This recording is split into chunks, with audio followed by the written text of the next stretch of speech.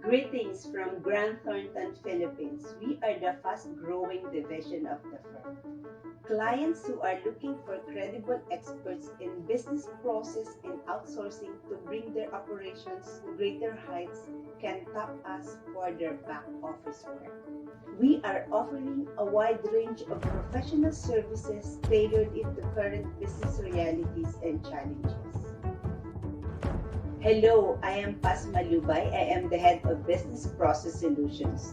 Let our unit heads share the services their team are offering and how we are helping in assisting our clients and prospective clients in elevating their business.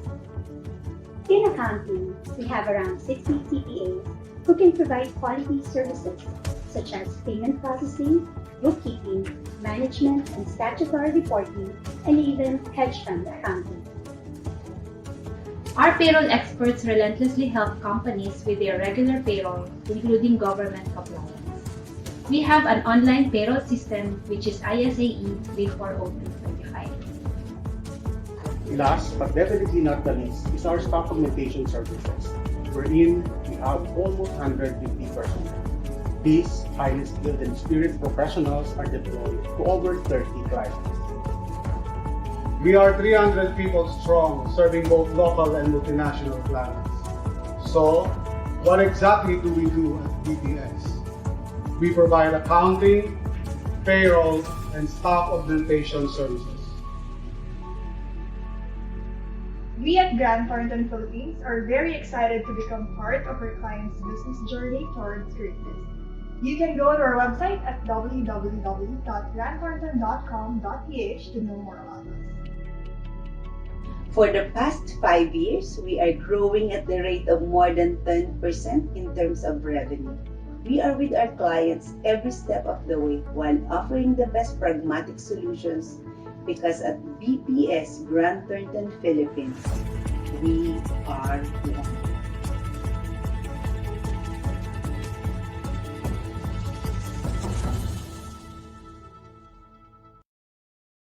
Welcome to the Polytechnic University of the Philippines, the country's first Polytechnic U.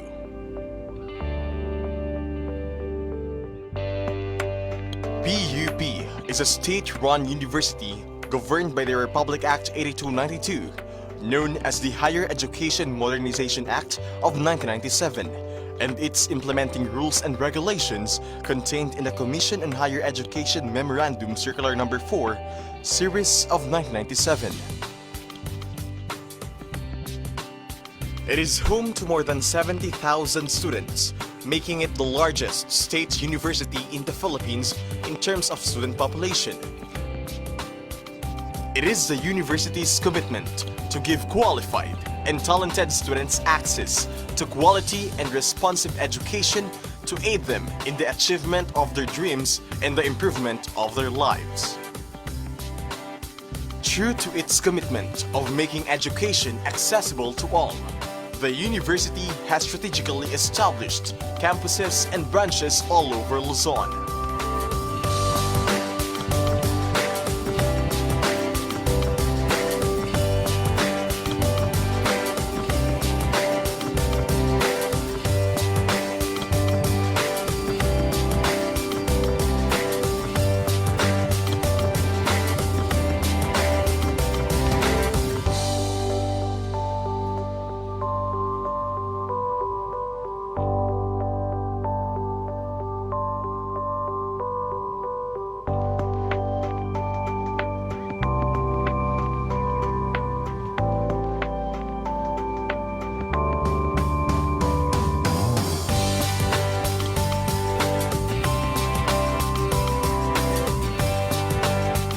Boasts of its roster of 1,483 full-time and part-time faculty members and 707 administrative employees.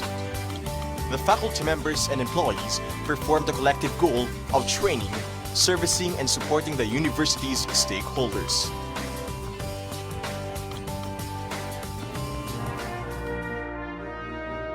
From its humble beginnings in 1904, PUP was originally established as the Manila Business School primarily for the training of personnel for government service and to provide skills needed for private employment. 4 years later, the Manila Business School was renamed Philippine School of Commerce or PSC and merged with the Philippine Normal School from 1933 to 1946. Through the virtue of Republic Act 778, PSC was renamed to Philippine College of Commerce or PCC in 1952. In April 1, 1978, PCC was converted into a chartered state university now known as the Polytechnic University of the Philippines by virtue of Presidential Decree No. 1341. PUP truly has come a long way from a business school to a premier polytechnic university, the very first in the country.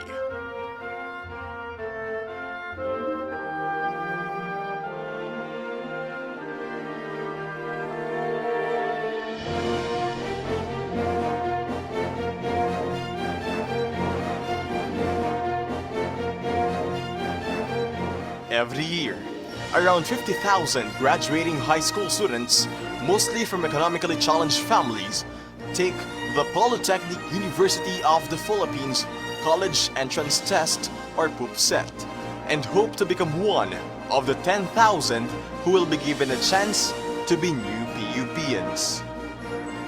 At present, the university offers more than 80 programs in the graduate and undergraduate levels with its strategic direction of making the colleges vertically articulated.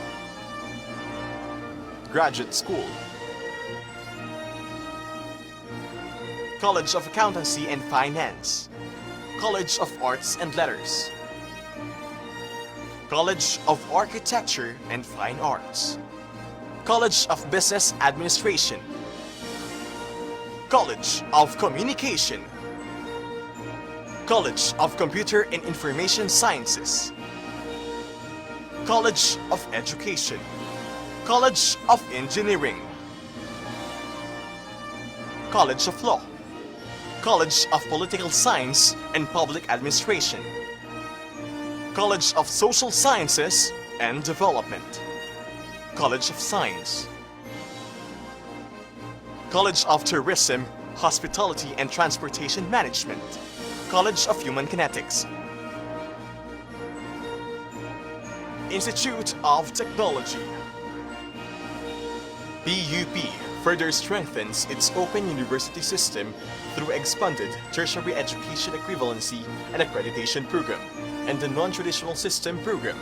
It caters to borderless educational system that aims to reach many learners as possible. For more than a century of existence, countless outstanding achievements have raised PUP to the level of a national comprehensive university.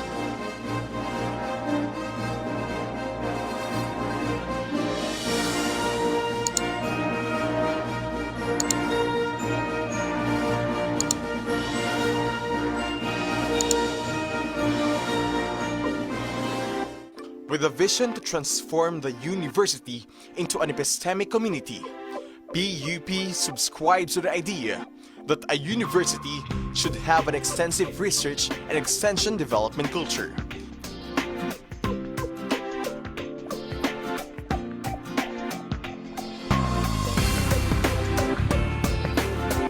Each year, PUP surpasses national passing rate in licensure examinations and ranks among the top in different academic disciplines.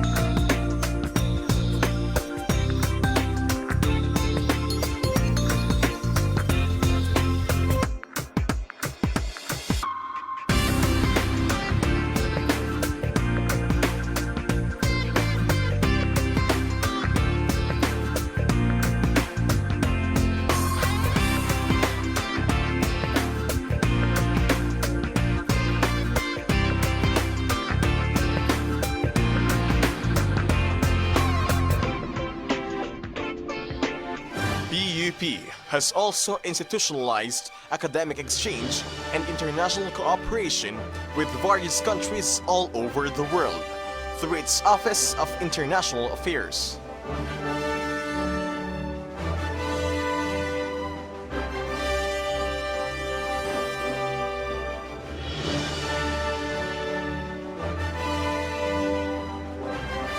Today, PUP is relishing its successes and its students are enjoying unprecedented academic opportunities.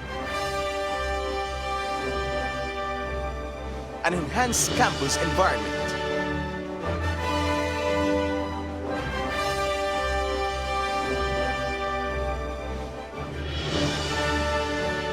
upgraded colleges, state-of-the-art technology,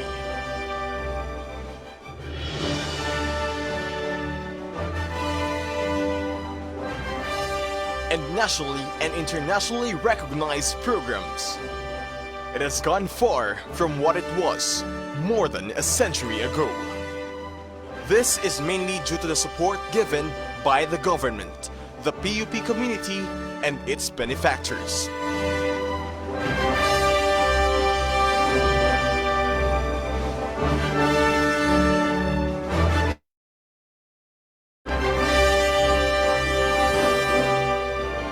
With the combined efforts, PUP will continue to be a partner in nation building and in poverty alleviation for the marginalized sector of the society, with quality, responsive, and relevant education as a tool. PUP, the country's first Polytechnic U.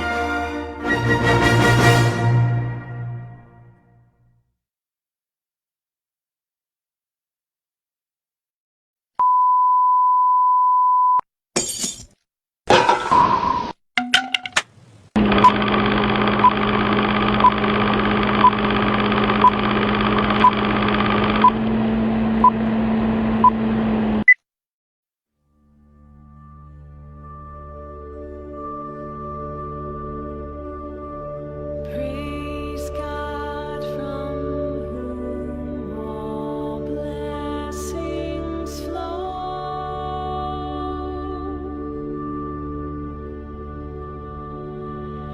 Praise Him, all creatures here below.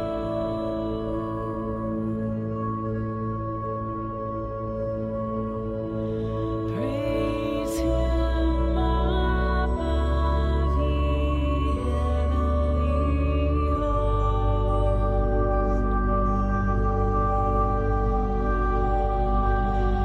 Praise Father, Son, and Holy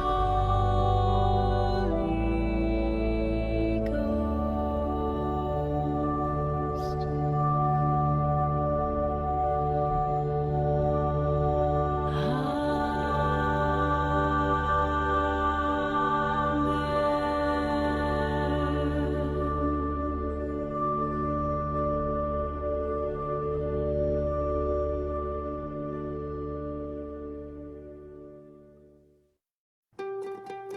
Noon pa man, malaki na ang naging bahagi ng mga kababaihan sa lipunang Pilipino. Kaisa sila sa marubdob na paghahangad ng kalayaan ng ating lahi. Kabilang sila sa paglinang ng ating makulay na sining at mayamang kultura. Kasapi sila sa pagtataguyod ng mga adhikain ng kapwa mamamayan at sa pagtugon sa mga pangangailangan ng lipunan. Katuwang sila sa pagtuklas sa mga larangan ng agham at medisina. Kapanalig sila sa pagpapairal ng batas, karapatan at katarungan para sa lahat. Kabahagi sila sa paglilingkod sa bayan at sa pagpapanatili ng demokrasyang Pilipino. Sa paglipas ng panahon, hindi nagmaliw ang kanilang pag-ibig sa ating inang bayan. Mga kababayan, ito ang alay ng mga kababaihang Pilipino para sa bayan. Tumayo po tayong lahat at sabay-sabay nating awitin ang pambansang awit ng Pilipinas. Ayaw magiliw, pero sa silanganan, alam ng puso, sa lilim mo'y buhay. Lupang hiniram, dulatan ng magiting, sa manlulupin, di ka masisingil. Sa lahat ng lulok, sa sigat at sa lalim mong babang, maginang ang tula at awit sa paglayang minamahal. Ang isang ng patawat mo'y talumpay na nagilingin, ang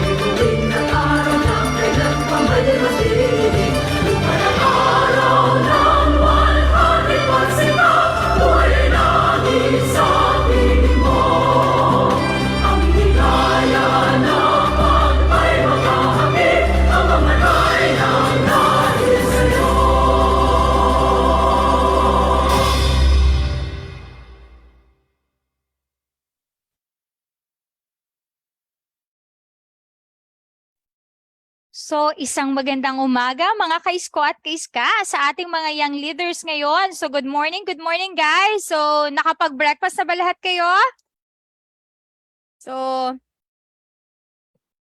good morning Ma'am Pash. Siya pong ating speaker for today's event. Good Ito pong morning. ating first day para sa second batch of the PREPI Bootcamp. Sila po ang mga participants po natin sa batch na to, yun yung second class or second section na hahawakan ni Ma'am Paz para sa kanyang module. Okay. This PREPI Bootcamp or Developing Young Executive is an activity of the Polytechnic University of the Philippines, spearheaded by the Alumni Relation and Career Development Office. It is designed to help the student to be more motivated, inspired, and trained by the executive and the CEO of the top corporation, who have proven their skills in leadership and in the area of their specific field. So this leadership training is the heart of improving the PUP, our Sintang Paaralan, and developing the community with a positive relationship with a moral purpose. So, handa na ba ang ating mga estudyante? Handa na po ba? Can you pag-give naman ng isang heart reaction kung handa na sila? Wow! Ayan, handang-handa na sila Mampas. Okay, our industry partner who are with us today is a leading professional services firm with a proven track record and high-quality work. They have provided value-added service through a client-caring team of outstanding audit, tax, and business professional who use leading-edge of system of technology and guided by the standard or the highest standard of quality, integrity, and competence. So, the partner and the president of the PNA Grand Thornton, Ms. PAZ Malubay. So, Ms. PAZ is a partner and the head of the Business Process Solution Outsourcing Division of the PNA Grand Thornton. She is currently the president of the PNA Grand Thornton Solution, who is solely owned by the PNA Grand Thornton, and as a head, she is responsible in the fulfillment of the firm's mission, vision, and values. She is responsible on effective and efficient delivery of service to the client and developing and retaining a high performance of the team or the staff. So she is a seasoned accounting practitioner with 30 years or more than 30 years of experience in accounting and in payroll services, including a significant expertise in managing the accounting and marketing function of a real estate and sales and marketing company. So she directed the PNA Grand Thornton Internal Finance Practice and Administrative Team, where she won the Internal Finance Team, the Founder Award, which is the highest form of recognition for team excellence of the PNA Grand Thornton in 2002, and she repeated it on 2008. So she is a graduate and alumna of the Polytechnic University of the Philippines, a graduate of Chicago Booth Executive Development Program of the University of Chicago Graduate School of Business, and Management Development Program of the Asian Institute of Management. So let's welcome a certified public accountant, a European Mentoring and Coaching Council or European Quality Award coach at practitioner level. Let's welcome Ms. PAZ Malubay. Good morning, ma'am. Good morning, Jane. So it's so nice to be here again. So actually, because of our session yesterday, I realized na hindi pala madaling magturo, no? So nakakapagod pala. So I really appreciate the professors, the teachers, no, for their commitment, no, and their passion in making sure that their students are learning. So hindi pala siya madali, nakakapagod, no? At least, ma'am, may practice ka na. Next time, teaching na. Joke. Sana, no? All Okay, right, so ma'am. let me share my slide. Okay po. Okay. Okay. Wait ha, sandali. Okay, guys, pabigyan naman si ma'am ng isang masigabong virtual clap. Ayan na ma'am, ang virtual clap. All right. Ayan. Are you seeing my screen? Ma'am, visible na po. Okay, yes, good morning schoolmates, no? So you are my schoolmates. Pero syempre, when I was with PUP, when I was studying, I'm sure hindi pa kayo man lang, your parents are not even conceiving you. But I'm so happy, no, to be with you. Actually, I really look forward to a face-to-face meeting with young people like you. Jane, dati may ganun may mga invite. Especially during, I think it's an event wherein the honor students, no, are being honored, no, or there is something like that. So I don't know if you still have that, but it's good, no, to be part of PUP's activity. Yes, ma'am, mga recognition day. Yun, that's how you call it. So recognition, Yes po. which na-miss ko na yun, parang it was too long ago when you invited me at least, but I'm sure you are still having that. Yes, ma'am. Medyo ngayon at the moment lang is pandemic and at the same time po, medyo ginagawa po kasi si North Wing.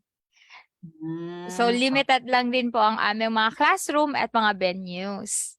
All right, so that's understood. No?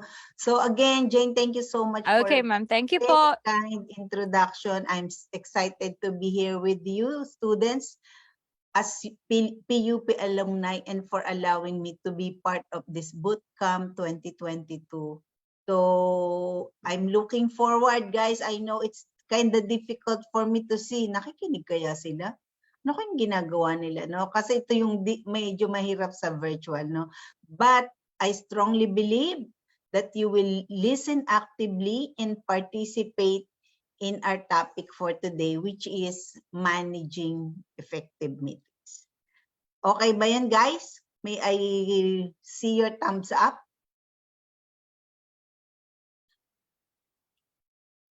All right. Thank you so much, no? So let's move.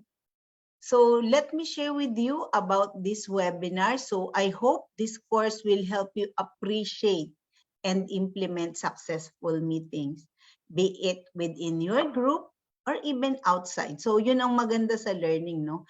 You can apply it not only, for example, in your organization or in your company. As leaders, no, I'm sure you have a lot of participation not only in your off school or maybe in your place of work later, but even outside. And the good thing is this webinar is a generic one, so handling a meeting which is applicable whether in whatever situation you might be in. As in our case at BNA, so as you are fully aware, we are an accounting firm, no? So we are providing services to clients. So aside from internal meetings, which we have a lot, no, we also have a lot of meetings with our clients. And I will share with you the details or intricacies surrounding the conduct of meetings, whether you are an organizer or participant. So I believe that learning the principles of managing meetings will help all of us, no? Even I myself, no, I'm still learning to be more efficient and effective in managing projects, no? Because normally you need to have a meeting if you are in charge of any projects or engagements. As meeting lead or organizer, so if napansin ng mga kasama mo sa meeting that you are good in managing the meeting, that will improve your credibility. So, di ba minsan parang nasa meeting tayo parang hindi tayo pinapansin ng mga kasama natin. But hopefully, with the knowledge that we will be having in today's webinar, that will create credibility as leader in managing a meeting. Okay, so we have a house rules. I-run ko na lahat, no, para... Ay, sorry, napalampas naman. Okay, so do not record. I think sina Jane is recording it. That's okay because they are hosting this. But you guys, we will be providing a copy of this session, of handouts, no, for this session in PDF. So turn your video and microphone on mute mode, so just for us that so that there will be no disturbances. And feel free to ask questions or share your thoughts, no, by utilizing the webinar chat later. No, we have a question and answer portion, so I hope you will participate. And yan, if you would like to talk, meron naman tayong raising of hands. So please use that.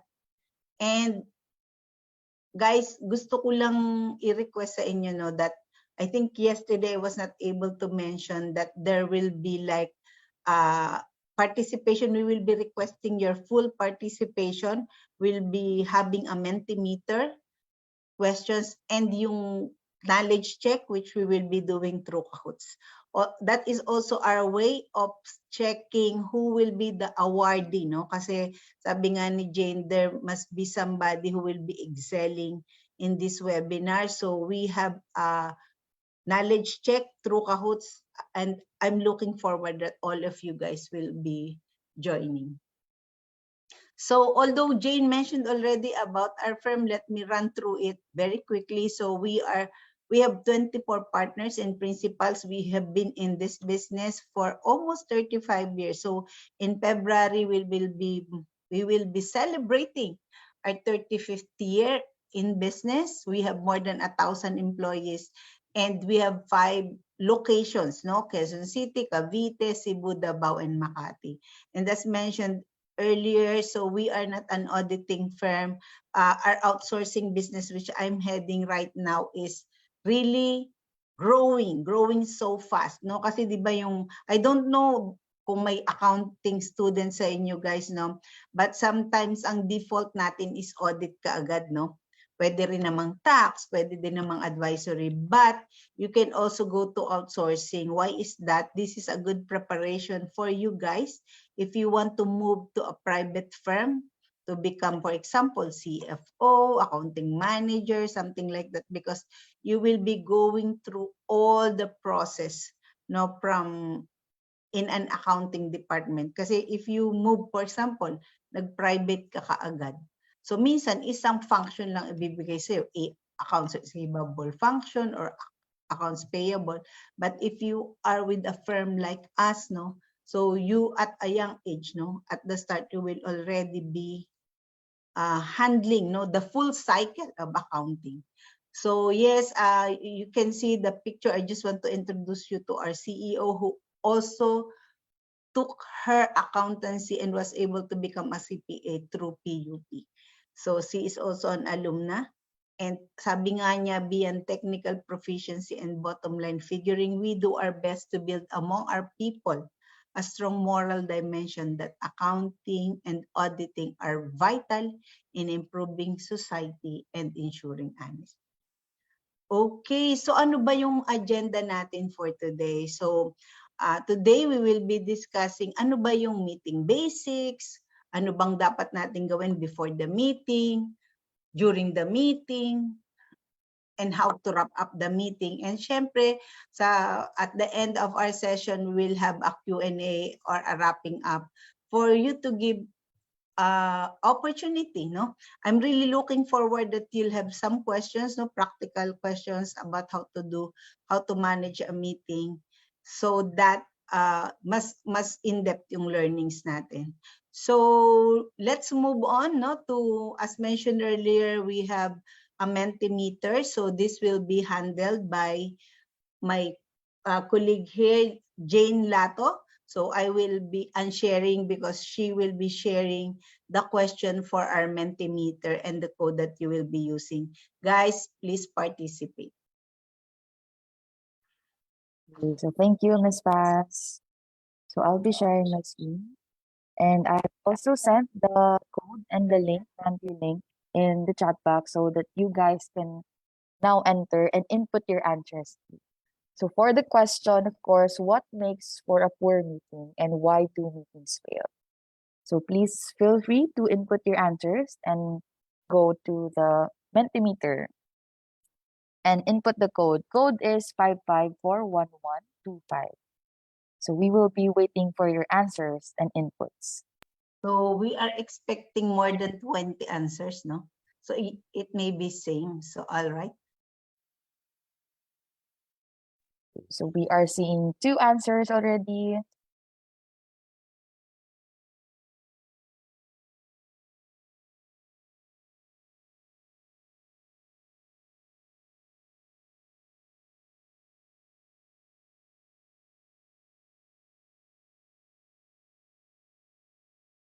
Okay, 4 answers, 5 answers. So Miss Paz will be reading all of your answers later.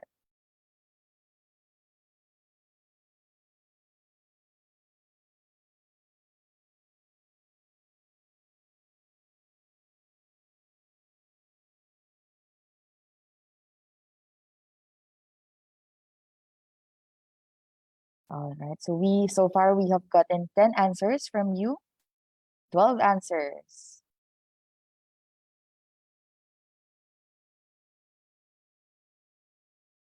Okay, 13 answers, 14.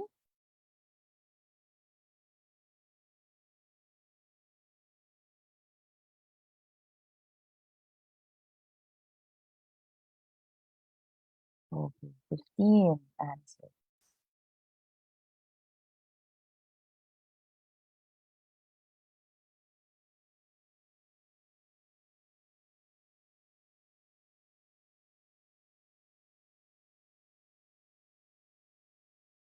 Okay, may humabol pa, 16 answers.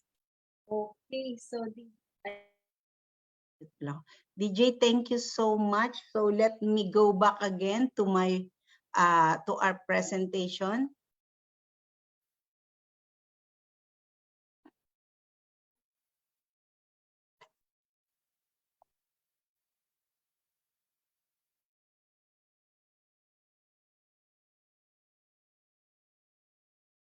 Okay, so I got what you've shared. So and hopefully we will be able to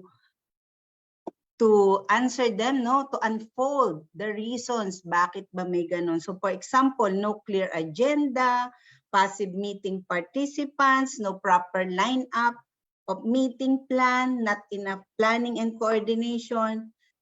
Ito, ngayon ko lang nakita kahapon, speakers superiority, no? Minsan kasi yung leader, so or meeting host siya na lahat, no, which is the thing that we should avoid. Kaya nga may meeting that means dapat equal footing ang participation, and minsan tinatamad yung mga nag-attend, so lack of attendees, or yun, only parang may malalakas lang ang boses, no, so only few are participating. So that is why we need to manage our meetings well. And no, ang dami pala niyang part, no, may preparation tayo, ano bang gawin before the meeting, and we will go through it, no. So especially tayong mga Pilipino, di ba, the natural human connection gained in meetings is very important. Actually, I realize na hindi lang pala sa mga Pilipino to, kundi sa mga Asian, no. We as Asian would love to have physical connection. So that is why even in the new world or reality that we are living in, ngayong post-COVID, where virtual meetings are in place, nothing beats the connection and relationship built from real, actual, face-to-face human interactions. So as Warren Buffett says, you will never see eye to eye if you will never meet face-to-face, no? Talagang importante pa din talaga yung face-to-face interaction. So although most of our employees na na-hire nung COVID period, we realize the importance, no, of a face-to-face interaction kasi the commitment is not there, mababaw lang. So I hope you will appreciate, no, na kasi minsan yung mga bata ngayon pag nag-a-apply gusto work from home, but I'll tell you guys, there is nothing better than meeting face-to-face. The memories that you will be creating is something, no, na hindi nyo na pwedeng balikan if you are getting older, no. So ang daming mas magandang i-reminisce yung interaction nyo face-to-face. So all right. So again, we need to manage our meeting well, no? Kasi 'di ba minsan tulad nga ng mga sinasabi natin, bakit ganun? Ba't ba kailangan pa talagang mag-meeting? Kunyari, si leader naman pala, siya naman palang ang nagsasalita lang. So, although that is not the right way to do it, no? That's why we are having this. So, meetings fulfill a deep human need, no? So, I hope you'll appreciate it, no? That man is a social species. And in every organization and in every human culture that we know, people come together in small groups. So at regular and frequent intervals, and even in larger, like tribal gatherings from time to time. If there are no meetings, for example, in your organization or at work, people's attachment to the organization they work for will be small. So ganun din sa org natin, no? And they will meet in regular, formal or informal gatherings in associations, societies, teams, clubs, or even pubs when work is over. So, ganun ka-importante sa atin yung actual human interaction or face-to-face interaction. That is why during COVID talagang medyo nahirapan ang lahat, no? We really miss being with our colleagues and having a face-to-face meeting and interaction with them. Nakakapagod din kasi itong virtual, no? Mas masaya yung we are seeing each other and we know the reaction of everyone during the meeting. So next is better decisions are made. So a good leader realizes that team members should be included in the decision-making process. So dapat ma-avoid yung ang leader, ang superior, siya na lang lahat, no? Bakit pa nag-meeting, no? A major decision will not work unless team members understand why it is being made. Dapat kasali sila, no? Through meetings, member can ask about issues concerning the change and have them clarified. So, if you are a meeting participant, no? Kaya naman minsan yung leader siya na lang ang nagsasalita kasi ayaw natin magsalita. So ay naiinip na siya, napapagod na siya to get your suggestions or opinions. And normally I know it, no, na in a meeting somehow you have an idea what somehow you want, but if there are participations, we're able to have better decisions. So guys, if you are participants in a meeting, be sure that you are really involving or engaging yourself. So number 3, conflicts are resolved. So hindi dapat doon nag-aaway, no? Instead, problems and issues are always evident. So syempre hindi natin maiiwasan, no, na may mga conflicts, may mga misunderstanding, and if there are things like that can negatively affect the way we achieve things, no? So, properly managed meetings can be a venue for team members to share their side of the story. Kasi minsan, ang alam lang natin is yung ating perspective, but we should also understand where other people are coming from so that we can come up with a resolution that is a win-win for everyone. So, once a resolution is reached, employees or team members can apply it to similar situations to avoid repeating the same problem. So next is team members realize their importance. So if you are the right as a leader, no? So you will allow your team members realize that they are important. So actually at the beginning of the meeting, maybe you should immediately tell them how important they are, and if they will not be participating, the meeting will not be as productive as it should be. So project goals are always discussed in meetings. As team leader, you should explain to your team members how their task or how their contributions will add, no, to the overall goal. No, when, di ba sabi nga natin, 2 heads are better than 1. So if we are 5 or 6, much better yun. So when tasks and goals are clear, attendees are more motivated to work because they realize their importance in whatever project or goal that you would want to achieve in having that meeting. So time, effort, and money are well spent when things are discussed through meetings. Bakit? Kasi supposed to be, kaya kayo nagmi-meeting is para mas madali magkaintindihan. So hindi na natin kailangan na magpaulit-ulit ng meeting, no? So decisions are made faster and attendees can do more of their work or responsibilities. Kasi nga, mas pwede kang mag-clarify. If there are conflicts, you can resolve. And somehow you will feel that, oh, part talaga ako nito. So that means everyone will be able to make a good use, no, of their time, money, and effort. So syempre, we will always presume that the meeting is productive. Otherwise, sayang naman, no? So if that is productive, so meaning hindi na tayo, as mentioned earlier, di na tayo dapat magpaulit-ulit. So now naman, so we have meeting size. So as we all know, yung meeting is iba-iba din. No? May meeting na we call it assembly, if the size of the attendees is 100 or more people. So this means that as participants, so ito talaga, so speaker talaga lang ang maririnig natin dito. Sometimes there is a Q&A as well, no, kahit na ganitong kalaki. Or normally sa chat box yun. Or kung face-to-face, there is a microphone. So we call that meeting assembly, no. Next is council. So ito, mas smaller group, no. 40 to 50 people who are basically there then to listen to the speakers, but who can come in. Ito lang, mas malaki ang opportunity mo to ask questions kasi mas konti kayo, no? And pwede din, no? For example, in our case, it can be considered na din as a council. So for example, at the end of the session, you would want to share some thoughts or ideas, that is welcome. So that it's ganyan parang when we have a meeting with a size of a council, that is expected or that is possibly allowed.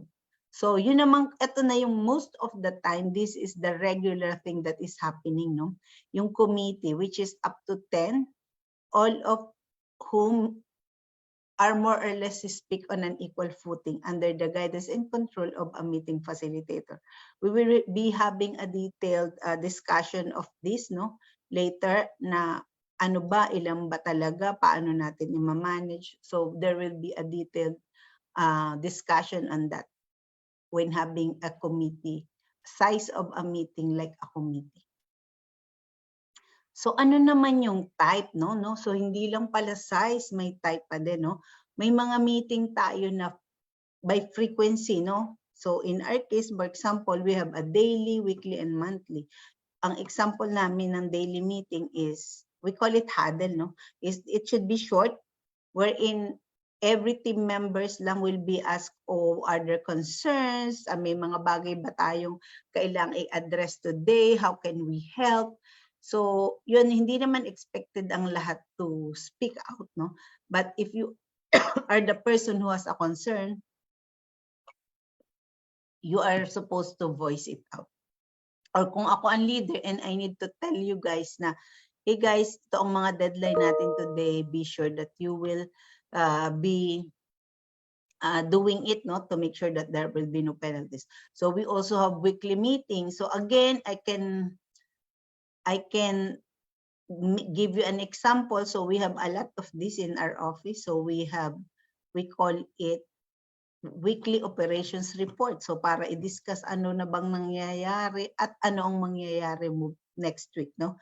So we have to discuss what are our priorities, ano ba ang help na kailangan ng bawat unit, something like that. And when we say monthly, so we have what we call division meeting. So in this meeting, we are discussing what transpired, no, the result of our operations for the past month, no. But we are also including other concerns, no, that may need to be raised, for example, sa management or sa group in our firm, no, that I need to be involved. Like, for example, yung aming technology team, yung aming, we call it people and culture group. So something like those. So that is being discussed monthly. Actually, in an office like ours, we have a lot, especially in my position, we have a lot of meetings internally, including clients meeting. And composition. So ano ba ang composition ng meeting? So in your case, guys, no, being the leaders of your organization, so club leaders, no, or may mga committee kayo, so committee members, or if you are actually, and so yung mga officers in a organization like pag sa accountancy, alam ko kasi JPIA, merong JPIA, so that is the composition, no? So if you are in an office setting, so syempre may meeting ng mga managers, may meeting ng mga partners, may meeting ng mga, ang tawag ng iba, board of directors, no, or executive committee. And motivation. Siyempre, iba-iba din ang motivation natin in having a meeting. So, for example, in your case, maybe, no, mag-meet kayo because you have an event and you need to target the number of attendees, no? You will be brainstorming, o sige nga, sino ba sila? Ilan ba ang makukuha natin? Paano natin gagawin? And syempre, minsan kailangan din nating pag-usapan ng sponsorship. O sino ba ang mga pwedeng sponsor? And how shall we go about it? So, ganyan, no? Sa opisina naman, syempre, ang madalas namin target is, o paano ba natin itulungan yung mga tao natin. Isa din yun, no? It's a very frequent thing, no, that we are discussing in our work, no? Paano ba yung mga tao natin? How can we tell them that they are important, that we can help them kung ano ba ang problema nila? So we have those meetings, no, to make sure that we are providing what our people are needing. So decision process, so pwede din kasi na nagmi-meeting tayo because we need a process in deciding on something. So ang pinaka magandang example nito is yung during yung COVID, no, even before, no, na talaga yung dating president natin has to call group of people, no, so from different department of the government to come up, no, with a decision on how to handle the current situation. So now, as mentioned earlier, there will be knowledge check after each group of topics. So again, I will be unsharing to allow the Jane to show you, no, to allow you to join the knowledge check portion. Please participate, guys. All right. So please ready your devices and of course your Kahoot. I know some of you or many of you are familiar with this game. So allow me to share the code as well for a while. So ready nyo na yung mga phones ninyo, devices ninyo. Okay.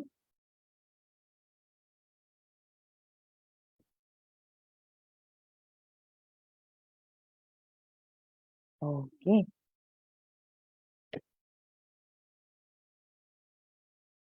So here you go.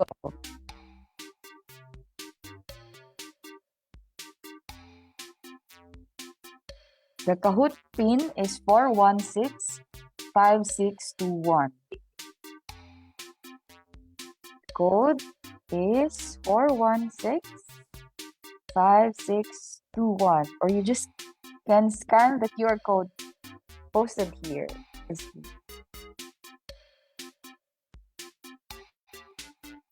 Okay. Ang bilis ni Aden.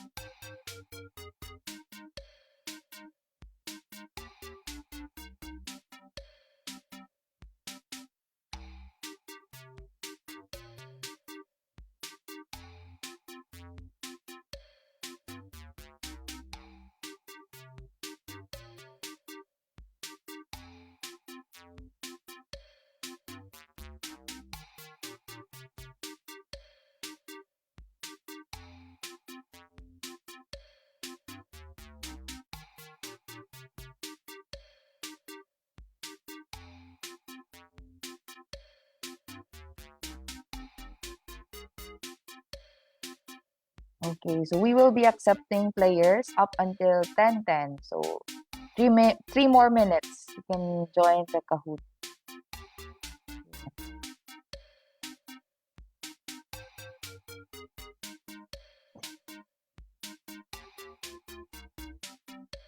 Okay, 16 players are here already.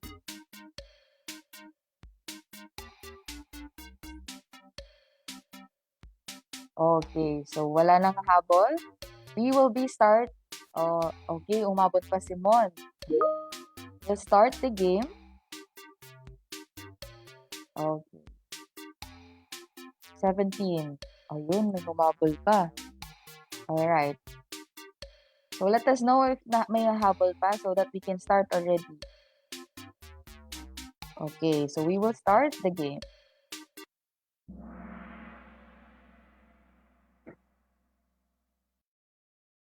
For the first question, ready guys? True or false? An assembly type meeting is attended usually by at least 100 or more people. Is it true or false? You have 20 seconds to answer this question.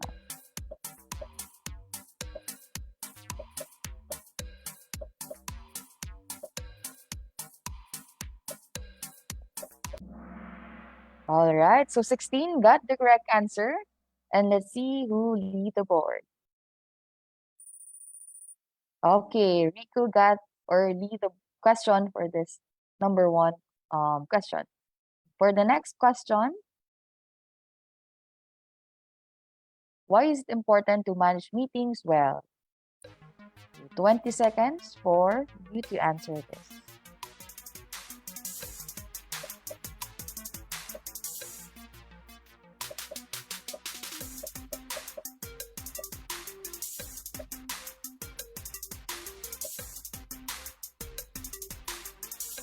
Okay, the correct answer is all answers are correct. So 11 got the correct answers. And let's see who lead this question. Okay, so Adan got or is leading the board already. But of course, wag niyo munang i-exit yung Kahoot ninyo because of course we will be having acknowledge check later on. So that's it for the first part. Thank you, Ms. Paz. I will be unsharing my screen. Thank you, DJ. So let's move on.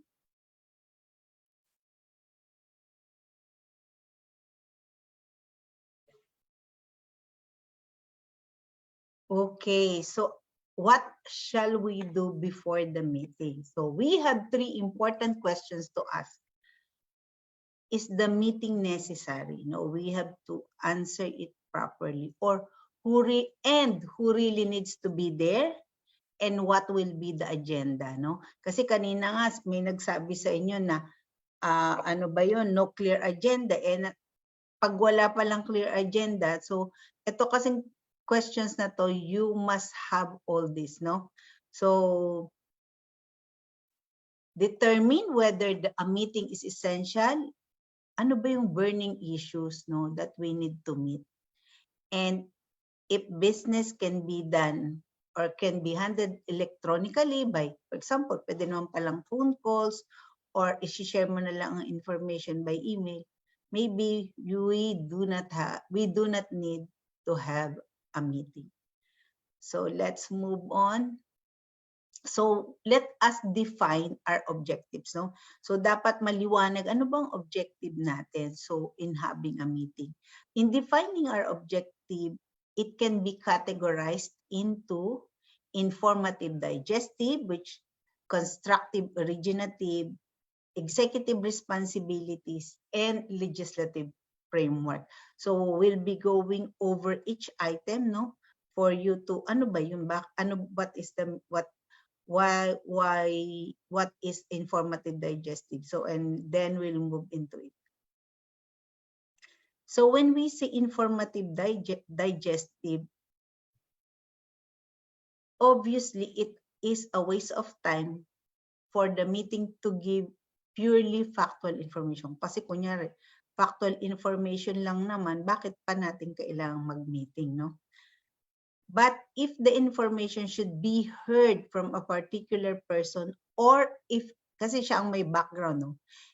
And if there are clarifications, he or she is the right person to answer it and to comment on it. Or if it has deep implications for the members, no, of the meeting, or not only the members. So pwede kasi ang members ng meeting is head, no, pero it will affect pala yung kanyang members, no, yung members ng head. Then it is important to have a meeting. So it is perfectly proper to introduce an item onto the agenda that requires, ito kasing meeting na to, yung objective na to, needs no conclusion, decision, or action from the meeting. It is enough simply that the meeting should receive and discuss the report. So yun, ang kailangan lang i-discuss, no, ano ba implication nito at who will be affected. And the informative digestive function includes progress reports to keep the group up to date on the current status of projects it is responsible for, or the effect its deliverables, and review of completed projects in order to come to collective judgment and to see what can be learned from them for the next time, no?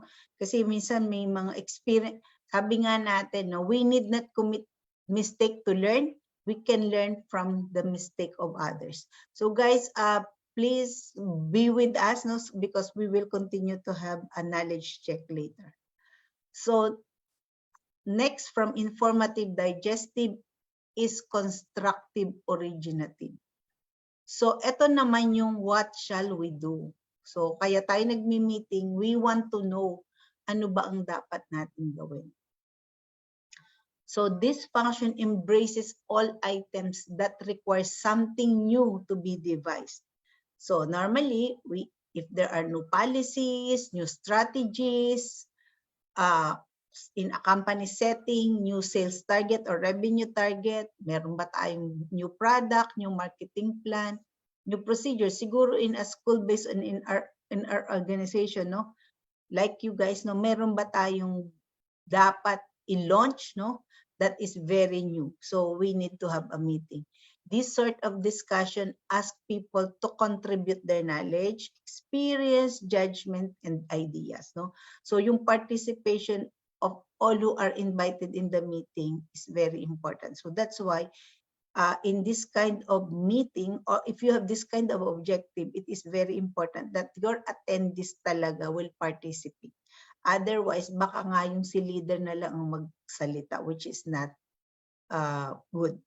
Obviously, the plan will probably be inadequate, yun nga, unless all relevant parties are present and pitching it. Kasi di ba minsan kung may mga bagay tayong dapat i-launch, ganyan. So may mga iba-ibang tao who are knowledgeable about something, and if they are not present, it may not give us a better outcome.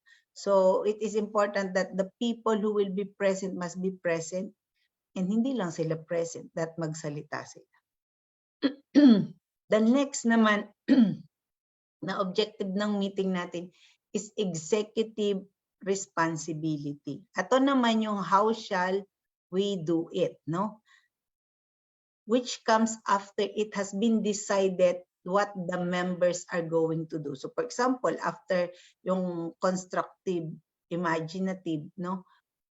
Gagawin, ano, o sige, nag-decide na tayo anong gagawin. So, at this point, executive responsibilities for the different component of the task have to be distributed around the table.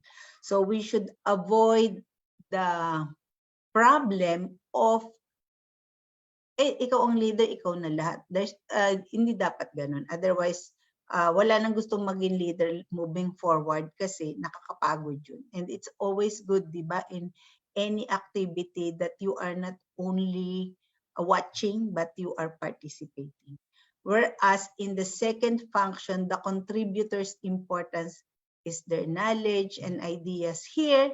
So yung kanina kasi, ang kailangan natin yung knowledge and ideas. Dito talaga, kailangan natin ng mga tao who are willing to take the responsibility to make sure that what we planned or agreed will be implemented. The fact that they and their team members are affected by it makes their contribution especially significant. It is of course possible to allocate these responsibilities. Pwede din naman na, for example, medyo kailangan ng detailed discussion for each individual who will be taking the responsibility. Pwede din naman na separate meeting para hindi nasasayang yung oras ng iba. No, but if it can be done in a meeting na maigsi lang, so that is advisable. First, it enables the members as a group to find the best way of achieving the objectives. Second, it enables each member to understand and influence the way in which his own part fits with the responsibilities of others and with the collective task. So, if you are really participating, somehow na-appreciate mo yung ano ba talaga to sa akin, what's in it for me and for my team. Third, if the meeting is discussing the implementation of a decision taken at a higher level, securing the group's consent may be of prime importance. So, for example, in our case, ito kasi pwede sa amin. So, for example, we call our parang board of directors, we call it practice operations committee, no? So, sometimes, no, the RPOC has a decision, no? We decided on something, but it must be implemented by my team, no, by managers or by any members of my team. So I must be able to secure their consent so that they will really be involved in making sure that what we planned will really happen. So sometimes we need to help them or to let them understand the detailed action plan so that they will be able to properly implement what has been the final decision. So, and it is always necessary for the people who will be involved in implementing that they will understand that will affect them, and the decision or the action plan that they will be doing, no, or implementing will be beneficial to the group.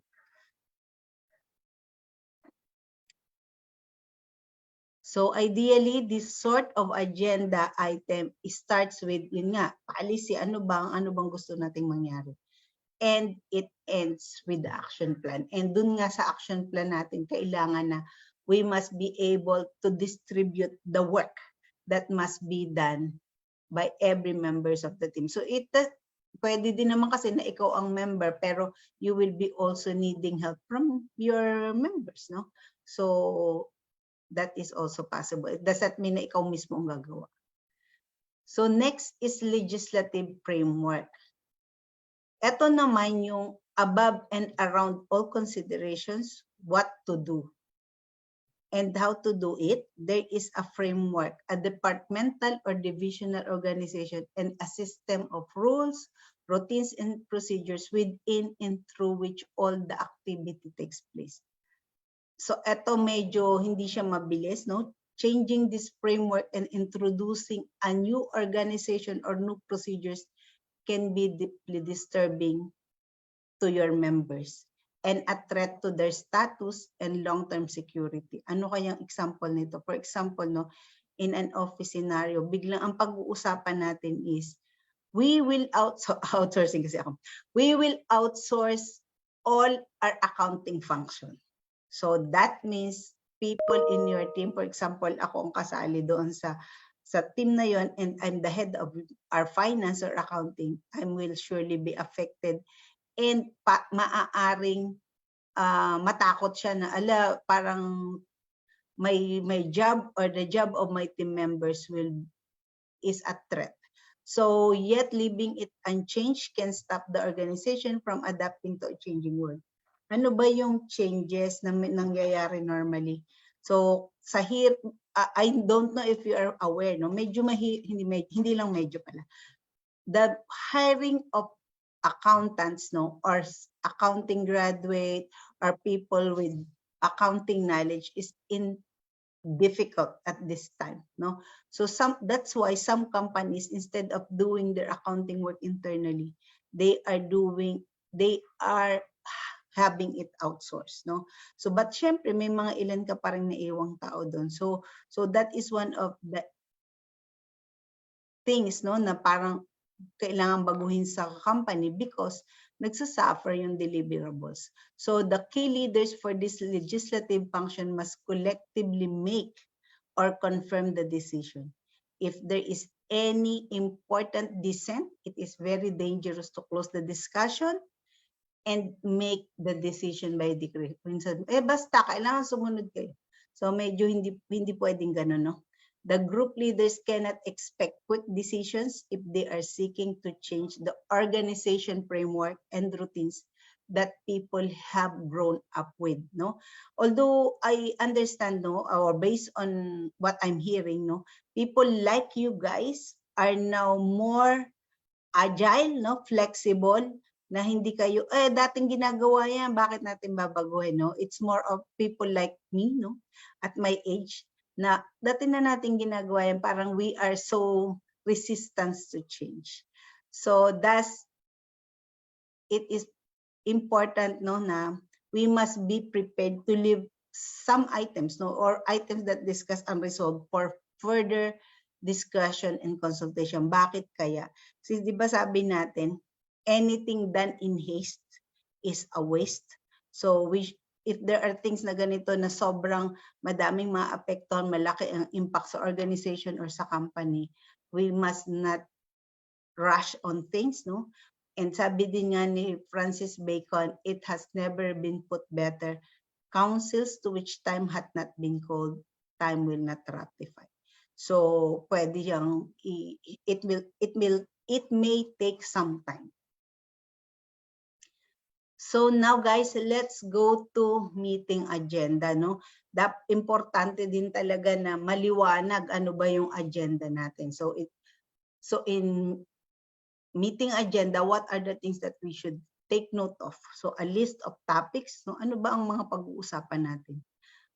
It will be good if you can describe the meeting objectives. Otherwise, pag daw hindi mo na i-describe ang meeting objectives mo, meaning hindi ka sure ano ba talaga.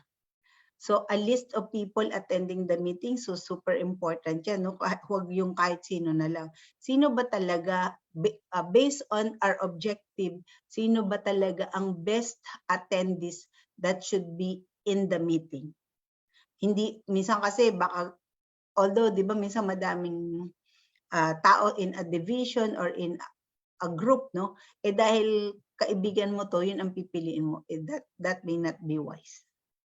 Who will address each topic? So you can already point out, no, kung madaming pag-uusapan na topic na, ikaw, attendee A, ito ang, please help me address this. Baka mamaya kasi there is a need for research or data gathering. So, or whatever, no, for whatever reason, it's always good na hindi si leader, no, or si host ang nag-handle ng lahat. It's good na may mga ibang tao who are also in charge.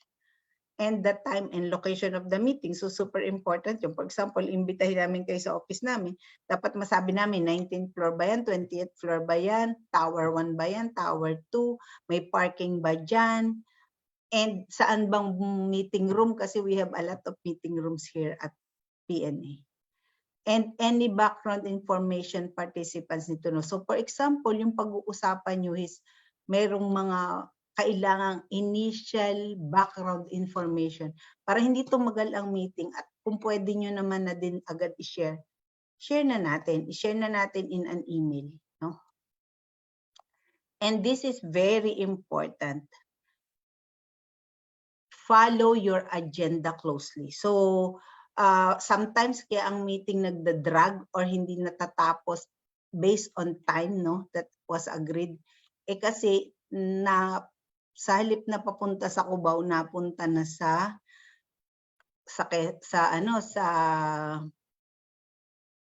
hindi naman siguro towards south, no? Napunta na sa San Mateo, yung kung saan-saan napunta. So my point here is follow your agenda closely, no, as much as possible. Yes, there are instances that we may need to veer a little, no, but not so much from it. So, but yes, please always take note of it. Follow your agenda closely. Okay, so ano naman, how can we design naman our agenda? So, i-run ko na sa inyo lahat. So, the key to our successful meeting management is, di ba yun nga sabi nyo kanina, lack of preparation, is in the preparation. Before the meeting starts, provide all participants with an agenda. Hindi pwedeng meeting tayo, ay anong agenda? Basta doon na natin pag-uusapan. So hindi pwede yun. We must have it. Develop the agenda together with key participants in mind. So, minsan kasi, di ba, kung ikaw ang leader, ikaw na lang lahat ang nag-isip. So, mas maganda sana we have key participants who can help us develop an agenda. Think of what overall outcome you want from the meeting. Ano bang gusto mong mangyari? And what activities need to occur to reach that outcome? So, anong dapat nating ma-resolve or ma-desisyonan? And ano bang gusto nating maging result? So, the agenda should be organized so that these activities are conducted during the meeting. So, dapat klaro sa atin yun, no? In the agenda, state the overall outcome that you want from the meeting. And design the agenda so that participants get involved early by having something for them to do right away. So they come on time. So hindi lang sila come on time, they will come prepared. Next to each major topic, include the type of action needed. So if it is possible na meron na pala kayong required action, better to do it. And the type of output expected. So, ano bang gusto natin? So, pag nag-decide ba tayo, magde-decide ba tayo by voting? Or hindi, kung ano ang, after gathering all the inputs, no, from every members, maybe the leader, no, will be looking at every angle and decide which is the best, no? But normally, it's always good that each team members in the meeting will participate in making sure that the decision will be owned by everyone and not only by the leader. And time estimates for addressing each topic. So I will be sharing with you later the need for a clock. And as participants, if they'll commit to the agenda, syempre, no, kung yung mismong attendees mo sa meeting, kontra dun sa napag-agrihan nyo, malaki ang problema natin. So, dapat dun pa lang, nag-agree na sila, and they will own it. Whatever is the decision of the team, everyone should own it. That is the professional way of doing it, no? So, I've been in a corporate world for a long time, and that is one of the learnings that I got, no? So minsan hindi ka talaga fully sold out, but since everyone or almost everyone agreed to it, and that is how you should do it, when I am sharing it with my team, it is as if I was the one who decided it. So keep the agenda posted at all times. Don't overly design meetings. Be willing. Yes, meron, sabi ko nga, di ba, follow closely. But there are instances as well that we must be sensitive enough, no? Na medyo kailangan mag-adapt tayo ng konti. If members are making, kasi minsan, hindi mo na pala kailang daanan yan kasi tumakbo na eh. So, ibig sabihin, mas may nangyari na at mas pwede naman palang hindi daanan lahat. Think about how you label an event. So, di ba minsan, bakit kayo mga members late o walang interest? Bakit kaya? O baka mamaya mali yung label ng event natin. So people come in with that mindset, no? So importante kasi yun eh. Kasi everything starts from the mind. So kung inisip na agad ng mga taong aatin, walang kwenta yun. Lagi naman kami nagmi-meeting, wala naman kami na-achieve. Malaki ang problema mo if you are the host or the leader. It may pay to have a short dialogue around the label to develop a common mindset among attendees. Particularly if you guys are representing different cultures. So nyari meron kayong org na galing sa iba-ibang courses, no? Baka iba-iba ang kultura nyo, baka hindi agad kayo magbanggaan, no? Or maging comfortable or connected or same wavelength with one another. So it's important that you have a short dialogue and make sure, no, that you develop a common mindset. Okay, so if kung may question kayo, pwede nyo na ilagay sa chat box. We'll answer it later. So ano naman yung before the meetings? We have some reminders, no? Hindi pala some, medyo madami. So plan the meeting carefully. Yun talaga, no? Be certain who needs to be there. So medyo ang iba pa ulit-ulit na to because we would want to emphasize the importance of preparation, no? Before having the meeting. Be certain who needs to be there, bakit, kailan, and gaano katagal. Prepare an agenda and send to participants. So ngayon, madali na yan, no? Because I would like to believe that all of you guys have your own email addresses, no? And that an agenda can be sent to you through calendar invite. Keep the number of participants at a minimum. I'll be sharing with you ano ba yung mas ideal na number.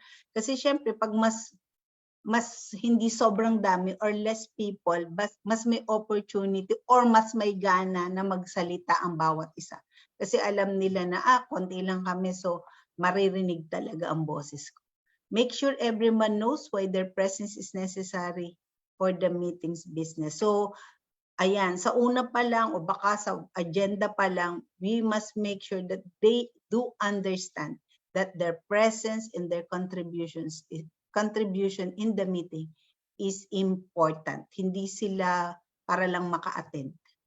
And remind everyone who should attend the meeting about, ito kasi nakalagay, yung suggestion kasi is 1 business day, but depende to, no? Kasi, for example, in our case, kami kasi as much as possible 1 month before, we are already providing the invite. If not 1 week before. So 1 business day is too tight for people like us because we have a lot of meetings. But yes, it can be applicable to others, no? So, but that you can change, no, depending on the people, no, whom you will be inviting. For example, CEO pala yung mga a-attend doon. Di syempre, medyo mahirap yun. So, dun sa number of attendees, it is better, mas productive kasi kung between 4 to 7 ang attendees, no? Pwede ding 10, pero pag 12, that is the max, no? Kung gusto mo talaga na mas may contribution or mas or yung mga attendees mo are really willing to share. So, syempre, no, go to the meeting early and set up the environment so that business can start or the meeting can start on time. So, anong ibig sabihin nun? Guys, di ba means, guys, especially you young people, I know and I'm sure, no, na hindi kayo yung, kasi ang mga Pilipino kasi laging late. I hope, no, you will get rid of that mindset. Hindi po tayo yun, no? Hindi tayo laging late. We are on time. In fact, in our company, we are taught, no? Kaya medyo minsan uncomfortable ako if the meeting says let's start at 9. Tapos ba 9:30 nag-start. So, because we are trained, no? And I've been with the firm for almost 30 years. So, we were trained to come to the meeting 5 minutes before the start. Pag client meetings to, because we need to go out, no, hindi pwedeng dahilan ang traffic because somehow we should anticipate that. We should be in clients' offices 15 minutes before. So, if for example, hindi ako familiar sa lugar, I could even anticipate, no, that I should be in the place 30 minutes before. So guys, it is very important that we, especially pag ikaw ang meeting leader, no, na ikaw mismo ay laging maaga. All right. And ito yung sinasabi ko sa inyo, have a clock visible to the facilitator of the meeting so that he or she can monitor, no? Ano pa, ilang minuto pa ba? O, para masabihan niya yung mga team niya na, uy, may think we need to fast track. We only have like, for example, 15 minutes. And yet, ito pa yung mga dapat nating pag-usapan, no? And guys, coming on time or even ahead of time is something, no, that allow other team members to realize that you are honoring them. So coming on time or even ahead of time is as signal that you are a person who honors other people's time. Again, let's go to knowledge check. So I will be stop sharing and DJ will take on. Okay, for knowledge check, please ready your phones for our next questions. Okay, question number 3.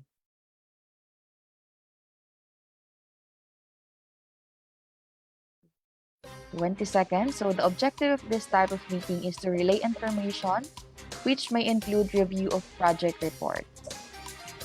10 seconds.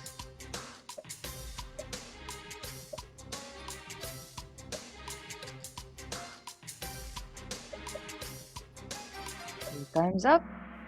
All right, so the correct answer is informative, digestive. So 12 got the correct answer. Okay, so Aden is leading again. So for the next question, question number 4.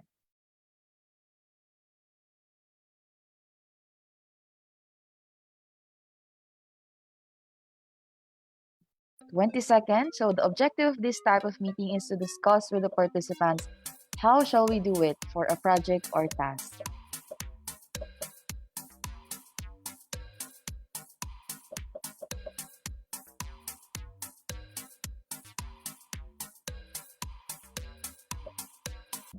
Okay, so the correct answer is executive. So 8 got the correct answer. Let's see who is leading. Okay, so Rajan got the spot. And for our last question for this knowledge check,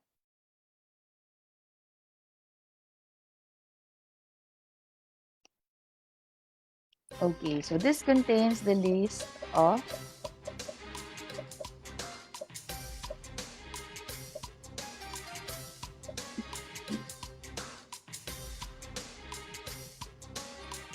five seconds.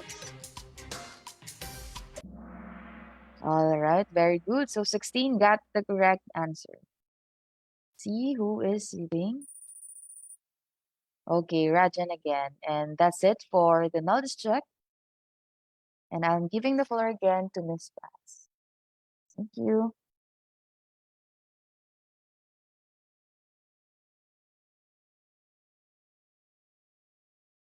Guys, before we continue, let's have a 15-minute break. So are you good ba in that we should come back by 10:55? No, get your coffee, your snack, or your water. No, so let's have a 15-minute break. So Yes, Jane, ma'am. are you going to Yes, play ma'am. something Yes po, I'll be playing an ABP po. Kagaya so ma'am that I can kahapon. unshare? Yes, ma'am. Sige po. Hello, Copy. Hello, ma'am. Naririnig niyo ako? Jane or whoever is in charge. Yes, ma'am. Naririnig niyo ako? Hello. Hello? Yes, ma'am. Jane, Hello, are you ma'am. there? Or Yes is there po. somebody in charge? Yes po. Hello, ma'am.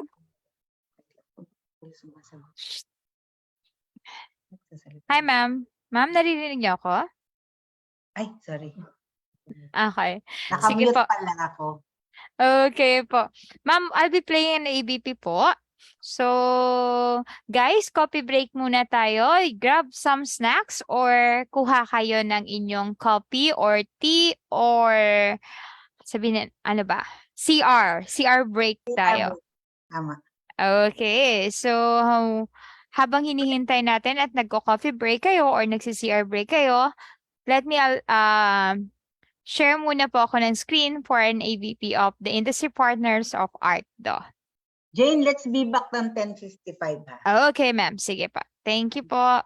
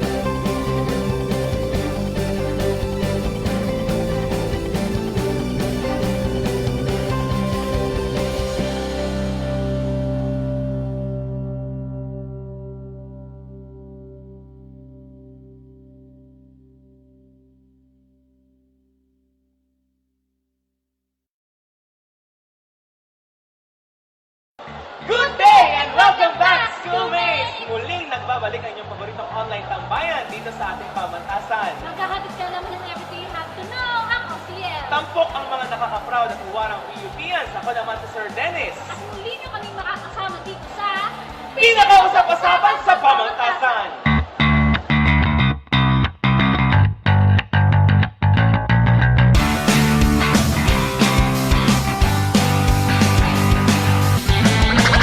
Ano ba yan, Ma'am Yen? Bakit dadalawa na lang tayo? Alam mo, Sir Dennis, huwag kang malungkot. Kasi may inimbitahan ako ngayong freshie na makakasama natin ngayong episode na to. Talaga lang ha, freshie ha. Sige nga, introduce O mo. ito, ipapakilala ko na sa Sir. Let's all welcome Nina Citera! Wow! Hello, freshie! Hello! Fresh na fresh siya! Yes, fresh. Fresh ka lagi, gano'n. Yes, ba? Speaking of freshie, kumusta naman pag first year? Actually, okay na okay. Nag-aaral ako ng mabuti. Gano'n. Siyempre dapat na, PPN eh. Correct. At alam mo ba, talaga namang proud na proud ako dyan sa mga freshie natin kasi talagang porsigido silang malaman kung ano nga ba itong pamantasang ito. Tama. At alam niyo ba, dapat advance tayo mag-isip, hindi lamang tungkol sa ating pamantasan, Sir Dennis. Yes, tama yan. Diba? At alam niyo, para makadagdag kaalaman at advance tayo mag-isip, syempre isang paraan doon ay yung pagbabasa. Diba? Nagpapamit ka magbasa? Actually, hobby ko yung pagbabasa eh. Kung wala ka ako ngayon, sa library ako. Talaga lang. Alam mo ba kung nasa ang library ng May? Joke, hindi. Siyempre sa NALLRs. Dapat bilang freshie ka ng yan. Oo. At alam mo ba, hindi lang library ang meron sa NALLRs. Tumpak, gano'n. Correct. Ay, be? Gusto ko yan, ma'am? Oo. At para malaman mo kung ano-ano nga ba ang opisina at colleges na nandito, panoorin natin. Hi schoolmates! Nandito ko ngayon sa Ninoy Aquino Library and Learning Resources Center kung saan madalas tumambay ang mga PUPian upang mag-research, magbasa at gumawa ng assignment. Pero bukod dito, alam niyo ba ang kwento sa makasaysayang NALLRC building na ito? Everything you have to know, dito sa Now You Know. Research mo? Research. Sa books, pag nag-search, may assignment. Papataw. Bulwagan, malagtas para sa marketing. Taong 1988, nasimulang itayo ang dalawang palapag na gusali sa ilalim noon ng pamumuno ni dating PREPI President Nemesio E. Prudente. At sa taong 1990 naman, nang maisakatuparan ang pagtatayo ng gusali at tinawag tong PUP University Library. Hindi rin nagtagal, taong 2001 nang palitan muli ang pangalan nito ng Ninoy Aquino Learning Resources Center. Makalipas din ng 2 taon, ito ay opisyal na tinawag ng Ninoy Aquino Library and Learning Resource Center. Before, yung ating library ay small library na 2-story building at the back of the chapel na ngayon ay ginagamit ng nutrition. It was conceptualized by Dr. Prudente himself. Over 1 year and several months, natapos yan. It is not just a library, but it is a library complex. Meaning, maglalagay dyan isang maliit na museum at mayroong theater nga. At yun nga ang ginawang balagtas. Pero alam niyo ba na bukod sa library, ay dito rin matatagpo ng ilang mahalagang opisina ng sintang paaralan. Sa first floor, matatagpuan ang isa sa kilalang kolehiyo sa universidad. Ito ay ang College of Law.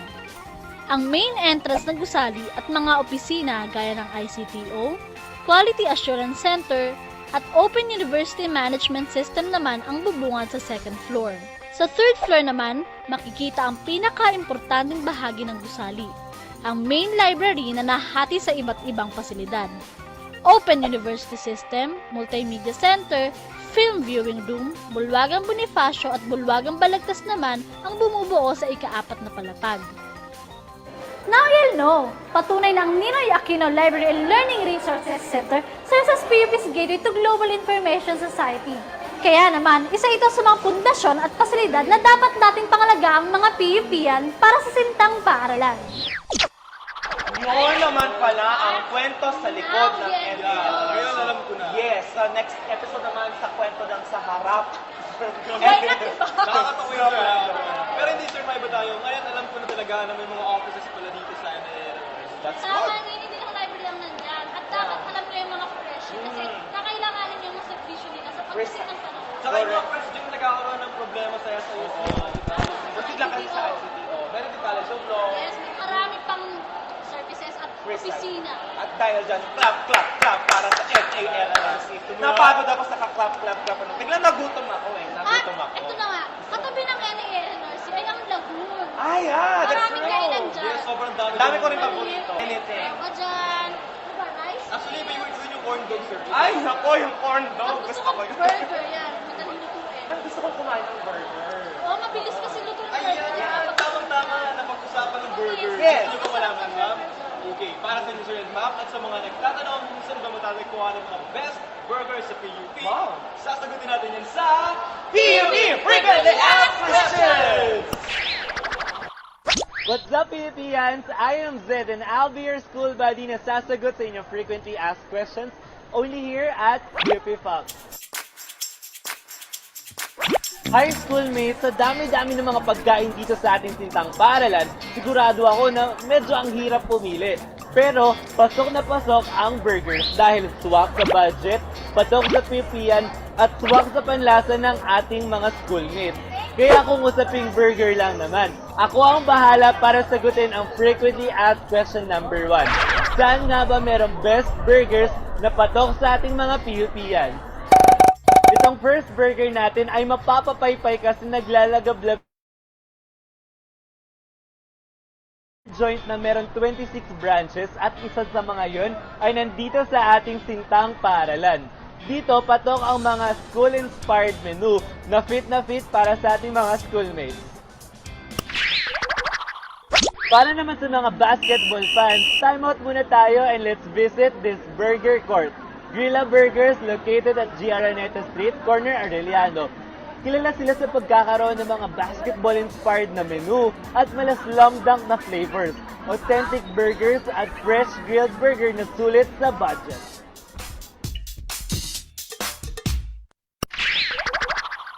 Ang susunod namang burger bistro sa ating list ay para sa mga schoolmates natin sa COC, SEA at ITEC, ang G-Spot. So mga schoolmates, bisitahin ang kanilang cozy bistro at tikman ang kanilang Instagram-worthy quirky burgers and side dishes.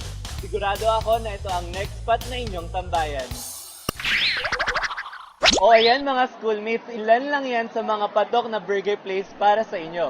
Ano pa ang hinihintay at mag-burger hopping na with your barkada. Hanggang sa muli, I'll be your school buddy na sasagot sa inyong frequently asked questions. Only here at PUP Fox.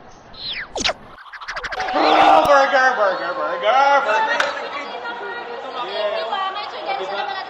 Bibili ako mamaya niya. Tambay ako dyan lagi, alam mo ako nagpupunta, mama. Yes, Tama, salamat din.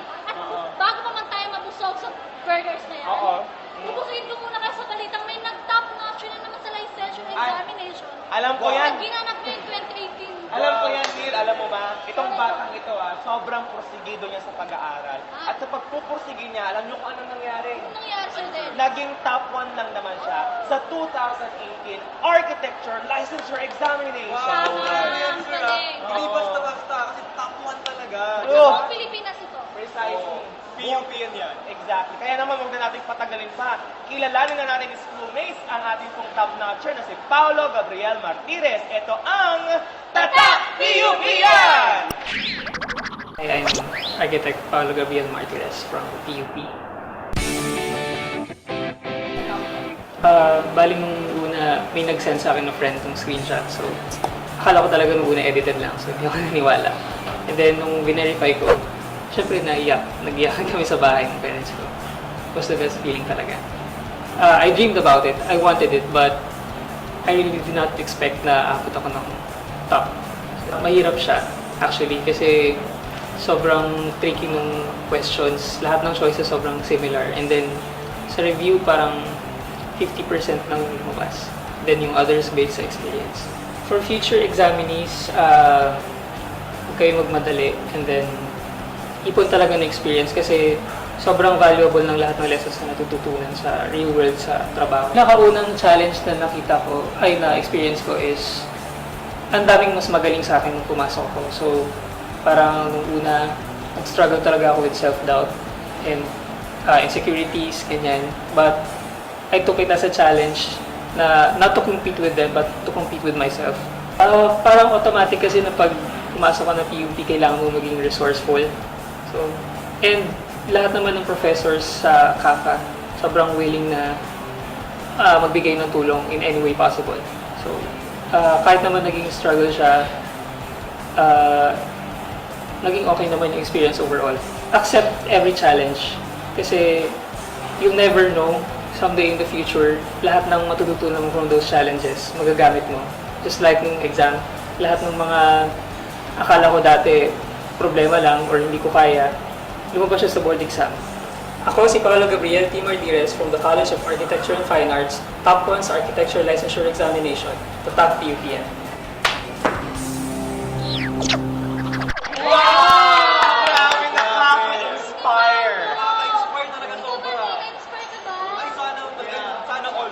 Oo nga, sana nga na-inspire din natin ang ating mga scholar ng bayan. At malay mo, ikaw nang susunod na top 1 sa licensure exam. At sana hindi lang na-inspire ang ating mga schoolmates, di ba? Sana nasagot din ang inyong mga katanungan. That's good. Yes, kagaya ko, sobrang dami kong nalaman sa episodes natin. At hindi lang nalaman at meron pa natupad ng pangarap. Yes! Host ng PUP Creative. At para po madagdagan ng inyong Ayan. So, no, dapat sana kayo na ang susunod na top notcher, no? So, guys, okay ba? Yes, ma'am. So, wait lang po. Stop share na po ako. All right. Okay. Okay. So Yes, I hope ma'am. Apo, okay na po. nakainom kayo ng kape o tubig o anuman. So, let's move on.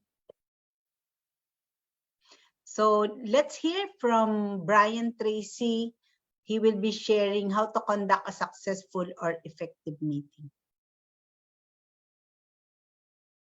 Effective meetings with your management skills is a critical part of your success in meeting management. As a leader, there are a series of things I recommend that you keep in the back of your mind. One of the most important tasks you need to do to improve your management skills and hold more effective meetings is to begin with an outline of the purpose of the meeting in the first place. When everyone sits down for the meeting, you say, "We're holding this meeting today to accomplish these goals and objectives." The opening 5 to 7 minutes in any meeting is the most important component to conducting more effective meetings. It sets the foundation, it establishes the parameters, it organizes the terms of reference, and it tells everybody in the room why they are there, for how long, and what they need to accomplish. I also recommend that you write out your introduction word for word and read it out. This clarity will allow a person who doesn't know you or the situation coming in to get right up to speed at the start. And by the way, if you can't write out a brief description of the purpose of the meeting, it means perhaps you don't know what it is. Improve your management skills during a meeting by being both specific and punctual with the timing. Be sure to announce the duration of the meeting in advance. This should also be printed at the top of your agenda, but you want to restate it in your introduction. Begin right on time. Don't penalize the people who are not there on time by waiting for others who are late. The rule is assume that the latecomer is not coming at all and get right on with the meeting. This helped me so much when I first learned this. If someone comes in late and finds out they've missed important information, refuse to start over for them. They will eventually get the message and they'll be more punctual and they'll help you improve your management skills in a respectable manner. Many companies have a policy where if a meeting is called for 10 a.m., they lock the doors from the inside at 10:01. You only have to do that once to get people to be on time next time. Now, if you're there to solve a problem, you say, "We are here to talk about this problem and come to a decision, and a conclusion and a resolution. Here are the facts of the problem. Here's the information that we have. Here are the alternatives we've considered. And here's our market intelligence or knowledge about the situation. Now, what do we do from here?" Thank you for viewing this video on meeting management tips for success. Ayan, I hope that really summarizes and somehow reiterates the importance of making sure that we are managing our meeting well. So now let's move on to seating arrangement. Somehow minsan hindi natin na-realize na importante ang seating arrangement. So if you will be looking at this diagram, merong green na door. It's a door. So what is that? So it only shows that if you are the leader or the meeting host or the meeting chair, you should be facing the door, no? So that you have control of who are coming in and coming out. So if you will be helped by somebody, for example, your assistant or your manager, he or she should be on your right, and the other person who may have another input will be on your left. So they must be seated before you. But the most important thing that you should take note here is you must, if you are the leader, you must have control over who is coming in and going out. So next scenario. So there are two doors in a meeting room. So it is very important still, no, that you have control over it, no? How is that? So kung dalawang door, paano yun? Paano mo i-control ang coming in and going out? So you must lock the other door and only open the door wherein, again, no, you must be facing at the door so that you can control who's coming in and coming out. So in a boardroom situation naman, so generally malalaki ang boardroom. So kung may two or more than two doors, no? So it is still advisable that the host is facing the door, no? It is good, no, if you can only allow one door to be open so that you can manage, no, the people who are coming in. So, but as stated earlier in the video by Brian Tracy, no, some companies nga has this practice na, o sige, pag at 1 minute late ka na, nakasara na ang door. So that, pero parang we've not done that personally. We have not done that, no, na kino-close na pagka 10:01 or 1 minute na after the agreed time. So guys, some reminder, no, you are leaders in your own right, and sooner or later you will be joining the corporate world. So I just have some tips, no, in attending meetings, especially client meetings, no, or business meetings. So be sure to have your business cards, no. Although ngayon meron ng, instead na yung actual na business cards talaga, di ba, may business cards na may na QR code. So your phone na lang ang itatap nila sa inyo, so to get your information. And it's always important to take note, no, especially in our kind of culture.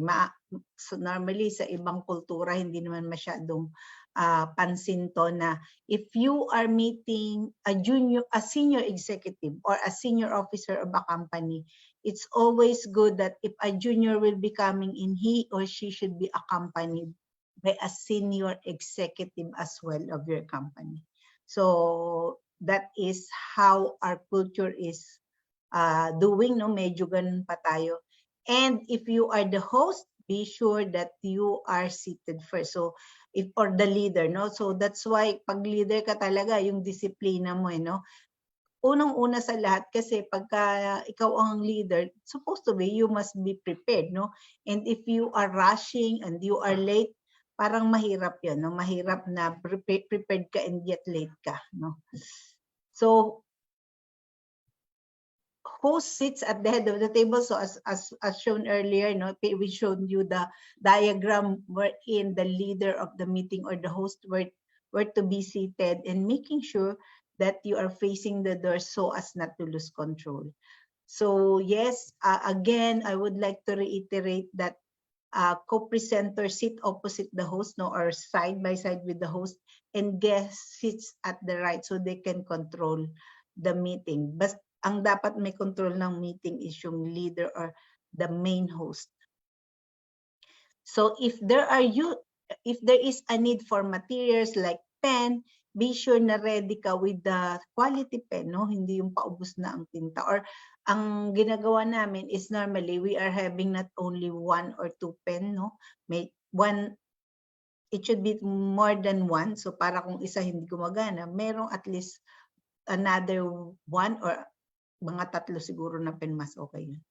And yan, di ba, in meeting, so we must show that we we know what we are doing. So guys, hands belong on the table. So dapat yung kamay nyo hindi nasa table, hindi kung ano-ano ang ginagawa or not on our lap. Much more authoritative and shows you are not underhanded. So may ibig sabihin kasi yung mga body, natin, diba tawag natin gesture, no? So, and yun ang ibig sabihin nun, if your hand belongs to the table, it shows that you are authoritative and that you are not underhanded. So, syempre, in a meeting, dapat hindi talaga tayo nagsasagot ng cellphone or nakatingin lagi sa cellphone natin. And ito super important din, no, na yung position nyo pag nakaupo, dapat yung first diagram, yung parang naka-V, no, hindi yung naka-slouch or yung ating likod ay pwesto lahat sa likod ng chair, kasi parang pag ganun tinatamad kayo, parang hindi ka ready, hindi ka actively listening. So it is suggested that yung first diagram, that is how we should be seated. Another reminder, if you are introducing yourself, it is better, no? Pero syempre, I think in some occasions, hindi talaga tayo tumatayo. But it would be better if we will be standing in introducing ourselves. So make eye contact, no? If you are talking or you are sharing something, it's good that you are looking not only at one person, but you are gazing at everyone. So at least 2 to 3 seconds for each one until you're able to have eye contact to everyone in the room. So that shows that you are owning the room. Next, take up much space. So how is that, no? Project yourself. So be confident. More space suggests that you are authoritative and powerful. So hindi ko alam kung paano magiging applicable to sa inyo. But in our case, no, but I think it can be applicable to organization, especially if you are introducing yourself, for example, sa mga sponsors, no? So mas maganda sana hindi lang natin sila i-email if we really want to make an impact or for them to remember you, no? Para next year hindi na mahihirapan yung mga sunod na magsusulisit. We have, so as an example, at PNA, we have what we call client meeting toolkit. So we have the binder. So dahil hindi pa naman fully digital ang lahat ng tao, we still have our business card. We have our placemat. Ano bang ibig sabihin ng placemat? So normally, it summarizes the services and that we have and how we can help our clients. So pen and pad. So yes, we can put our notes in the phone, but still it's good that we have our pen and pad.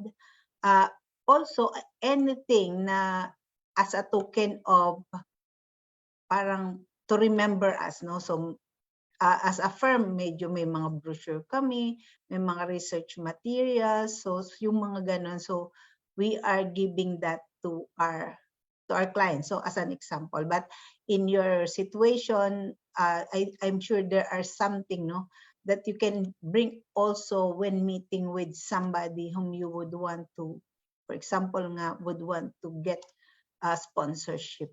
So we will be moving to suggestions or sharing about how to open the meeting in 7 steps. So guys, let's hear and see this video.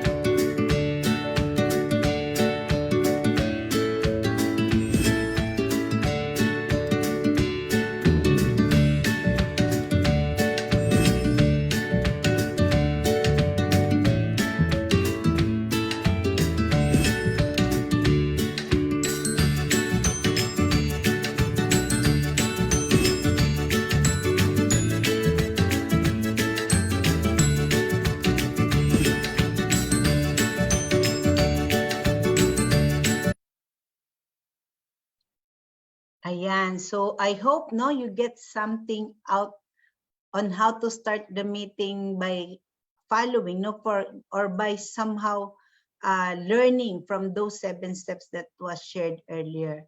So in addition to the video we just watched, let's remember to keep our meeting light, no? So syempre normally ang ano natin is humor. Humor is a good way to start. It is good to start by having some laugh, no?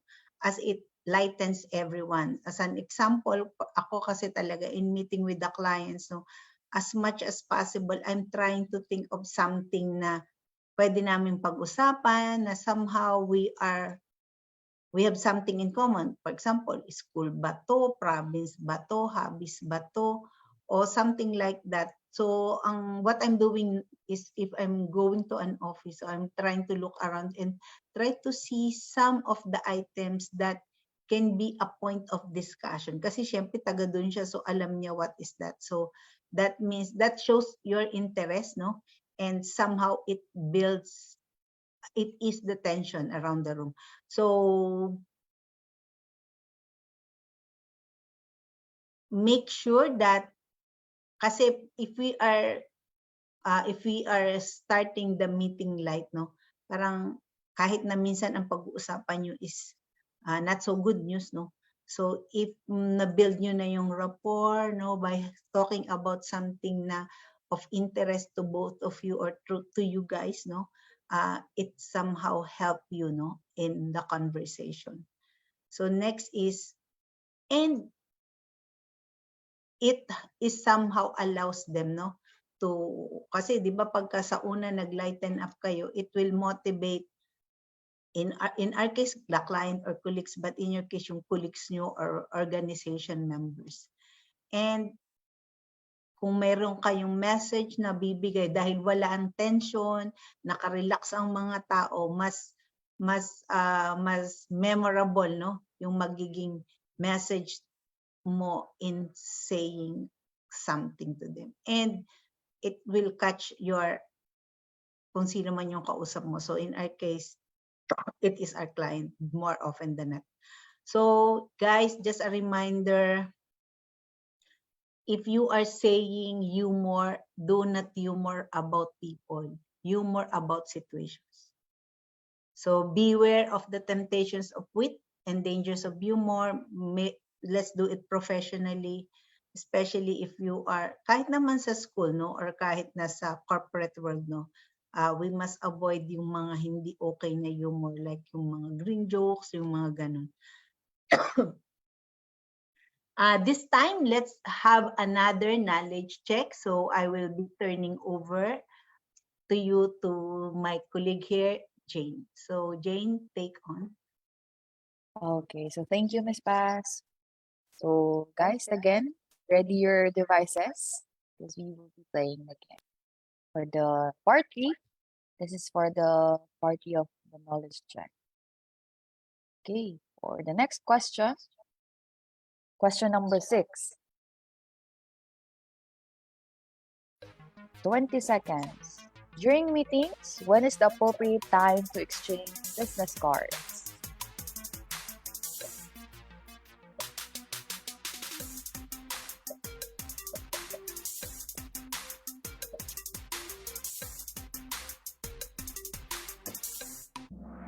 Okay, so the correct answer is the beginning of the meeting. So 6 got correct answer.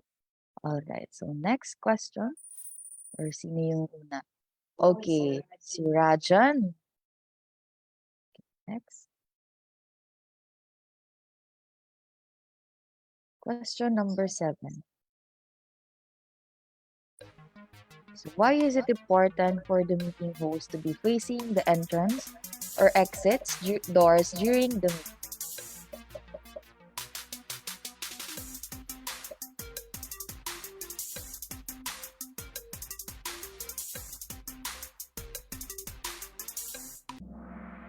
Wow, lahat sila nakatamang sagot. Very good, guys. So let's see. Okay, si Rajan ulit. Mukhang mabilis ang internet ni Rajan. Okay, for the last question. True or false? 20 seconds. Putting your hands on the table, not on your lap, shows authority and transparency.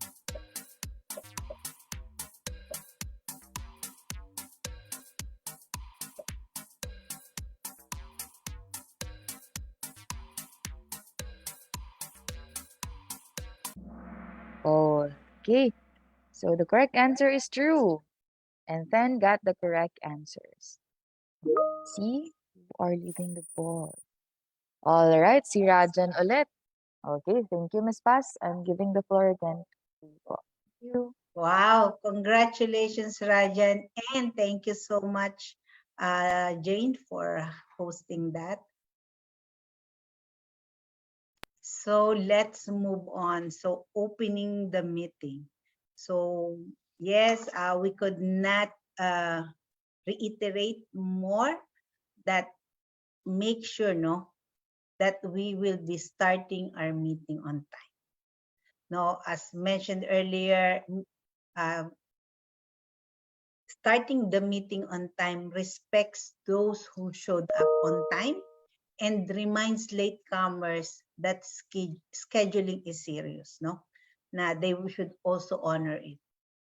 Welcome attendees, I think it was mentioned in the tips earlier that we watched, welcome attendees and thank them for their time. So review the agenda at the beginning of each meeting so that it will give participants a chance to understand or propose projects, major topics, whether are we going to change them or to accept them. And note that a meeting recorder, so in an organization normally, di ba, may secretary kayo, but I do suggest na pwede namang hindi lagi si secretary ang magte-take ng minutes of meeting. For example, in our case, in our office, we are parang assigning different people to do it kasi ma-aksaya din kasi sa oras yan. But be sure that you have assigned somebody and it is clear when the attendees of the meeting will be getting the minutes of the meeting or the recorded meeting by that person. So, ayan, ito importante talaga. Di ba minsan sinasabi natin, bakit kaya hindi sila nagpa-participate? O bakit kaya parang tinatamad sila? So, ano ba yung energy na pinakita natin as team leader, So, we may need to have some reflection. So, kaya dapat bago ka pa pumunta sa meeting, you have this kind of mindset na tama or gusto mong ma-expect from your attendees. Be sure that you model that kind of energy that you want and the participation needed by meeting participants. So dapat yung excitement nakikita nila sa'yo, yung gusto mo talagang may mangyari, and that they can feel it if you are the meeting leader or meeting host. So clarify your role in the meeting. So hindi naman dahil ikaw ang leader, ikaw lahat, hindi ganun. So otherwise, it may be a cause for your attendees not to participate, or next time pag minute mo sila ulit, baka ayaw na nila kasi alam na naman niya yan, so sayang lang. And run through the ground rules or house rules, So, yun, pwede kasing isama sa house rules yung pwede ba na yung cellphone nyo wag i-off nyo muna or itabi nyo o itago nyo sa bag nyo or somewhere na hindi siya nakaka-distract. Pwede ba na pagka nag-share kayo, let's limit ito, kunyari 1 minute per person, o kaya pwede bang paikot tayo or mag-raise kayo ng hand, pwede ba na pag may nagsasalita pa, wag nyo munang batuhin. Di ba minsan sa meeting kaya nagkakaroon ng problema is magsisimula pa lang yung we are shooting it ang tawag naman. You are already shooting the idea. So let's be able to manage that by making sure that we are valuing the opinion or suggestions of each team member. So, ito yung palang, ito ang sample ng ground rules, no? So remember the 4 powerful ground rules. So participate. So if you are invited in a meeting, syempre naman you are expected to participate, no? Not just listen, but really participate. So focus. So get focus. So how can you focus? Making sure na wala kang ibang iniisip. Or di ba minsan sinasabi natin na you are present physically, but actually your mind is somewhere. So dapat hindi ganon. You should really be present and maintain the momentum. So yung excitement natin dapat di mag-die down. So dapat continuous yung sharing of information or sharing of opinion para yung momentum natin ay hindi mawala. And reach closure. It does not mean na the decision na nyo na, but at least yung objective nyo in the meeting will be accomplished during a certain meeting. So yan, so list your primary ground rules on the agenda, kung ano man yun. Sometimes, no, or it is important, no, to make sure that everyone understands, especially if there are sensitive information being shared in the meeting. Actually, kung tutuusin, hindi na kailangang sabihin yun na guys, no, be sure that what we've discussed here is confidential. Do not share it yet until we finalize things. So there might be some rules like that, no? Kasi minsan pag nag-leak ang information, nagkakaproblema tayo. If you have new attendees who are not used to your meetings, you might review each ground rule. Yun lang. So kung may bago, kasi kunyari, it's a regular or occurring on regularly, so hindi na kailangan. But pag may bago, kailangan nating i-review. So if you are on a face-to-face meeting, mas maganda sana na alam ng mga tao ano ba yung ground rules. And if you can post it somewhere that can be seen easily at all times, that would be good. And ayun, as mentioned earlier, be sure that somebody is assigned to take the minutes of the meeting. All right, so let's move on again to another video by this person. My name is Ken Melvin. I'm a Special Olympics athlete from Indiana. I'd like to go over a few steps about facilitating.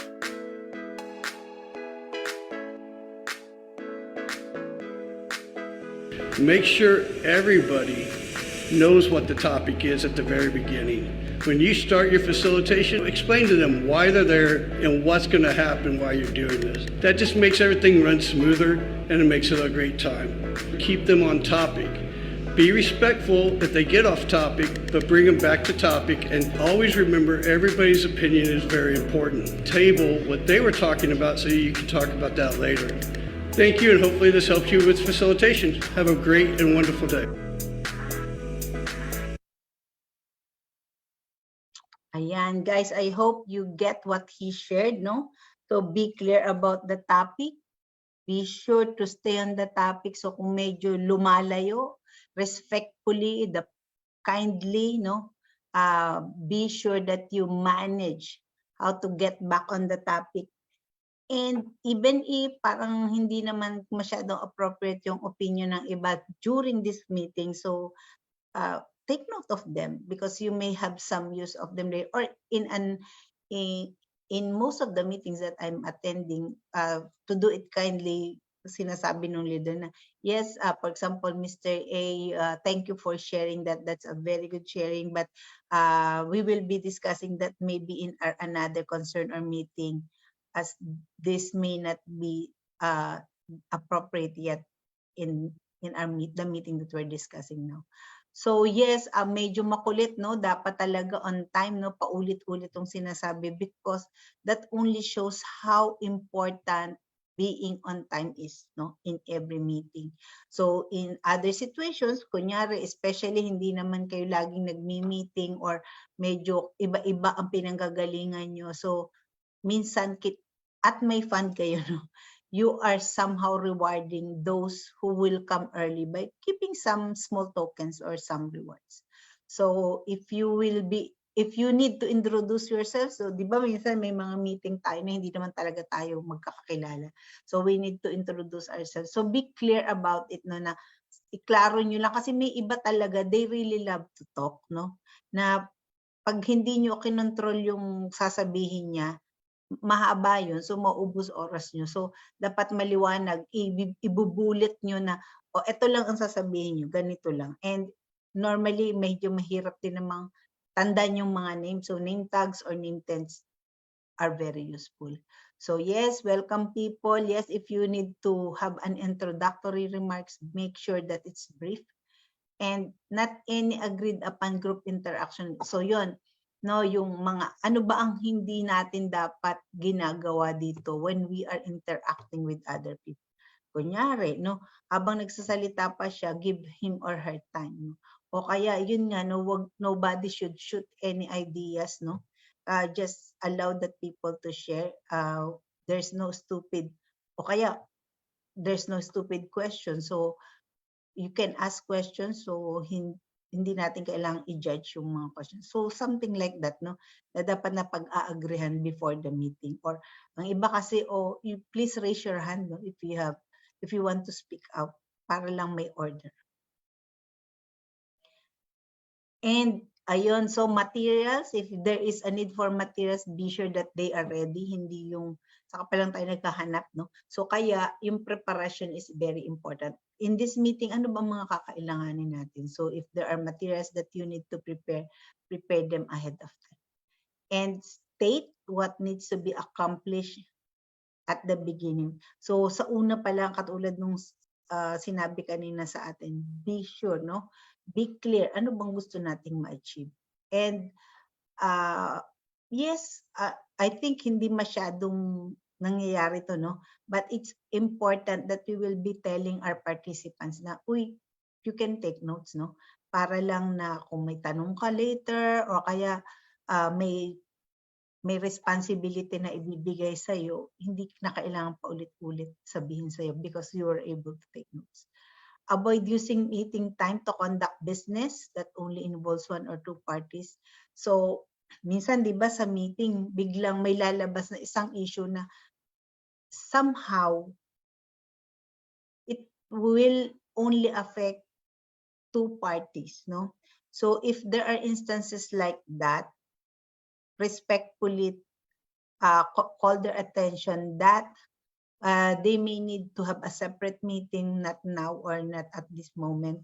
And you can table those issues maybe for another meeting or mas maganda na sabi nyo, uy, I think it will be productive if you will schedule a separate meeting between the two of you. And limit meeting interruptions by having group policy. Yon, as mentioned earlier, use ng mga gadgets, hindi lang mobile phone. Kasi di ba yung iba nagdadala ng computer, nagdadala ng iPad. And kung sinabi mo sa kanila na, sige, ilagay natin sa airplane mode ang mga phone nyo, dapat somehow mayroon tayong contact, no? Na in case talagang super urgent, somebody can be contacted at isa lang. Or kunyari kayo kunyari hindi kayo makaka-attend because talagang cannot be avoided, you should know who to contact with. Other meeting reminders, so if resource materials are needed, yun nga, put them, table them right away. If decisions have to be made, discuss first how the group decision will be made to avoid getting the decision mixed up with the decision style. So ano ba yung group decisions? Ano ba tayo, no ba? By voting ba tayo? Ano bang kung by voting man, ano ba tayo? 2/3, 51%. So something like that. That must be agreed upon ahead of time. Use simple language, no? I'm sure hindi naman tayo ganito, no? Especially for example, iba-iba pala kayo ng course, no? Hindi kung accountant or I'm an accounting graduate and I'm using jargon like P2P, AP, ganun. So if I'm talking with people who are not on my course, no, I should avoid using those jargons. And focus on the topic or problem at a time. So yan, ito talaga role na to ng meeting leader. So di ba minsan tumatalo na yung iba, no, going ahead of the next agenda. So please make sure na we are following closely and we are tackling our concern one at a time. So kasi mas maganda sana dun sa agenda natin may nakalagay yung kunyari concern number 1, lagyan natin ng time how we would want address it or time that we should address it, no? So pag may sobrang oras, yun, pwede ba tayong bumalik? So if there are things that needs to be resolved.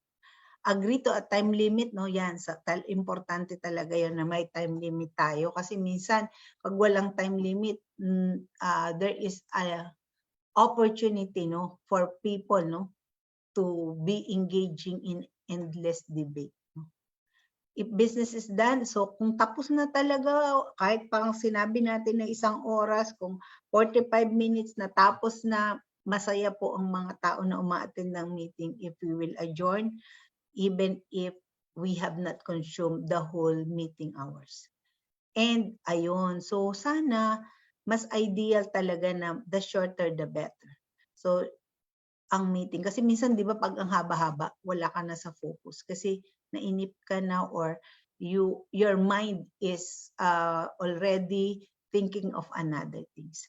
So moving on, so I will be showing with you the video about 6 thinking hats. So maybe some of you have heard about it, but for those who have not heard about it, let me share with you the 6 thinking hats that is very important to wear, no, in attending a meeting. In 1985, a Maltese physician called Edward de Bono published a book called 6 Thinking Hats.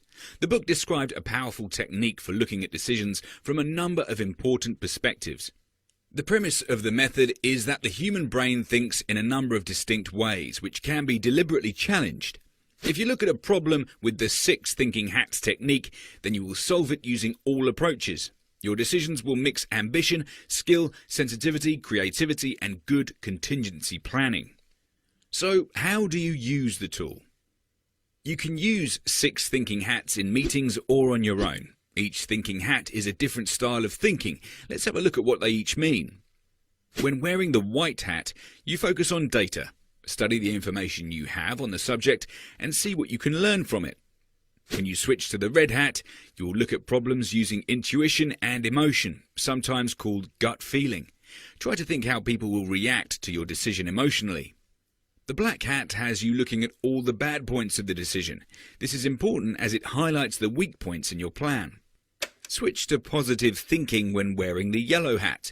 This will help you focus on the benefits of the decision and the value in it. This can be really useful when everything looks gloomy and difficult. The green hat is all about creativity. Let the creative juices flow and develop creative solutions to problems. Finally, the blue hat is about process control. When wearing this hat, you decide which hat is the most suitable for the stage of decision making. For example, if ideas are running dry, you may decide to switch to the green hat. By analysing your decision wearing the 6 different hats we've talked about, you can feel confident about your decision knowing you've considered all points of view.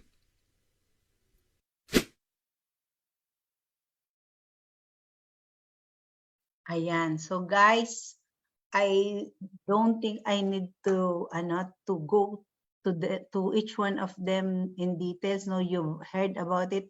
I just want to emphasize the importance of a black hat because normally in a meeting, di ba parang ang hirap talaga that you are a person who are always looking at things differently kasi you would want the team to be cautious, to make sure that we are avoiding dangers.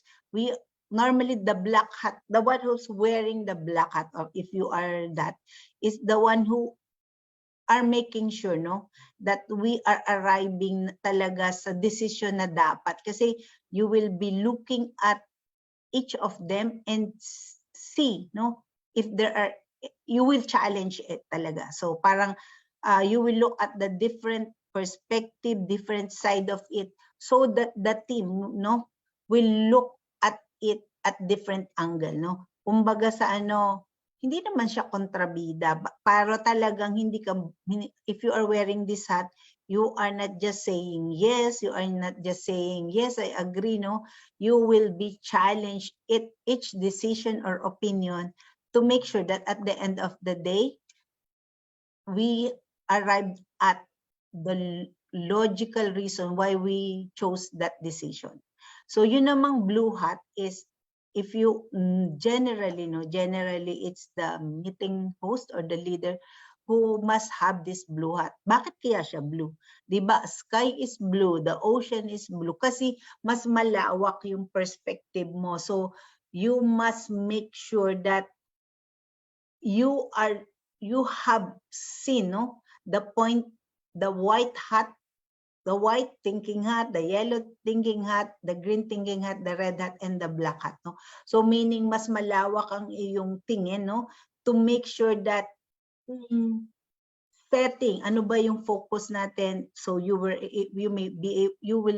able to guide the team, no, in making summaries of what is important, kinonsider natin lahat, and in concluding, in making an action plan, you were able to see each side, no, or each way of thinking, which is yun nga, yung white, yellow, green, red, and black, no?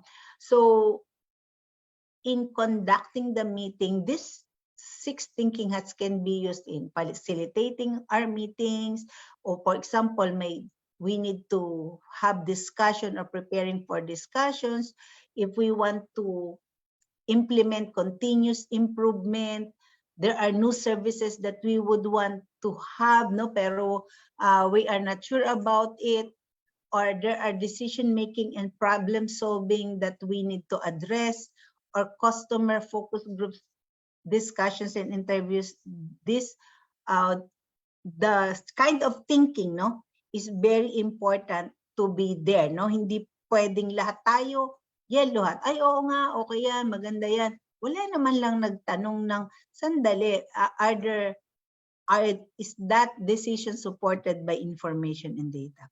Or wala man lang na sandali, parang ganyan na yung ginagawa ng iba. Wala na bang ibang alternative? Wala na bang ibang innovation na pwede nating isipin na hindi ko anong ginagawa nila, ganun din tayo. And kung ako si Black at sasabihin ko, sandali, sure ba kayo dyan?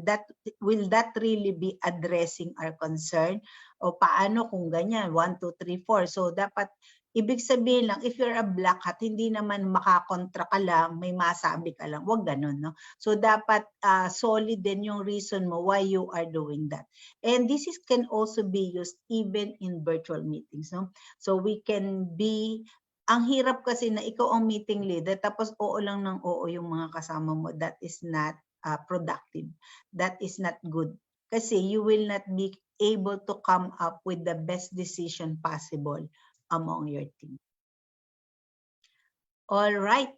So now let's go to the last part of managing an effective meeting. Siyempre, mayroong wrapping up the meeting. Ano ba yung mga dapat kasali in wrapping up the meeting? Prioritize any next steps, no? Posibleng ang dami yung pinag-usapan, ang dami yung pinag-agreehan. But at the end of the day, alam naman natin na limited ang time. There are things which are urgent, not so urgent, can wait, no? So we must be able to prioritize. Ano ba ang next step na kailangan natin? Yes, find ways to spread the work. Hindi pwedeng dahil siya is sobrang reliable, kanya na lahat, no? Wag ganun, no? So meaning every team member must expect, no, that they will contribute in implementing something, no, that they have a work to do because they are part of the team. And establish through group consensus or personal agreement what happens next, no? So dapat may follow through kasi ano ba yung action item na yan? Kailan ba mangyayari yan? Sino bang gagawa niyan? O sino bang magpa-follow up to make sure? Kasi sayang naman yung inyong pagod sa pag-plan at pag-prepare at pag-meeting. And yet, nag-end na pala siya doon. And set parameters for accountability o ano ba, hanggang saan ba ako accountable in making sure that these things will happen, no? Minsan, sige, basta, for example, in our case, basta you come up lang with action steps. So because there are other group of people who will be doing the action itself. So assign task and time limit. So syempre nga as mentioned earlier, dapat alam natin sino ang gagawa ng isang bagay na napag-agreehan natin and when to expect ba completion of that. And decide how and when the minutes of meeting, yes, paulit-ulit din to, no? Just to show you guys that minutes of meeting is very important. To remind everyone, so madaming pwede i-cover sa minutes of meeting. So ano bang napag-usapan? Ano ba ang mga dapat gawin? Sino ang person responsible? Kailan dapat matapos yan? Kailan uli ang next meeting natin that everyone should agree on? And so on and so forth. As for any changes, so for example, you are not in the same office, no? Iba-iba kayo. O baka mamaya nag-distribute nga ng minutes, mali naman pala yung pinagpadala, no? So it is very important to confirm, ito pa ba yung contact info nyo, yung email address nyo, to make sure that everyone will receive the minutes of what you've discussed or what you've agreed in the meeting.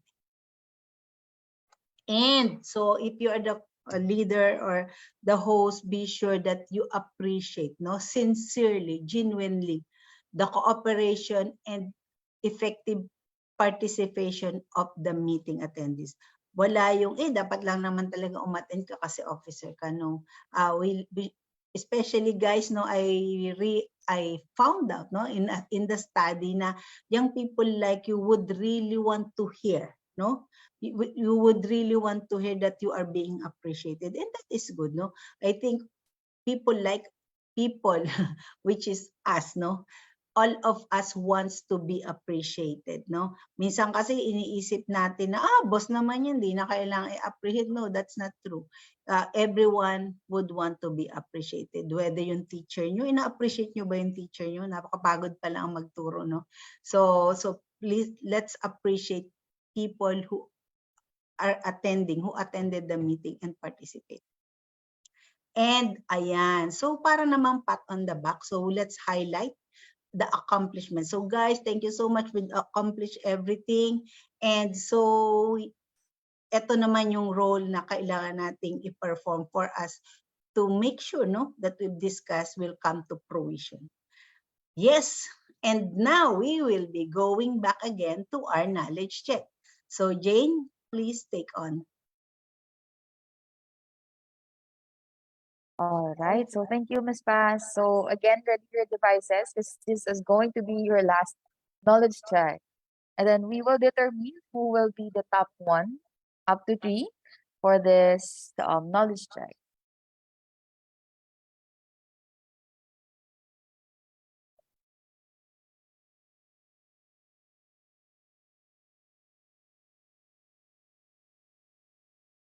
Okay. For the last 3 questions, next question. Question number 9. What are the 2 ground rules when conducting meetings?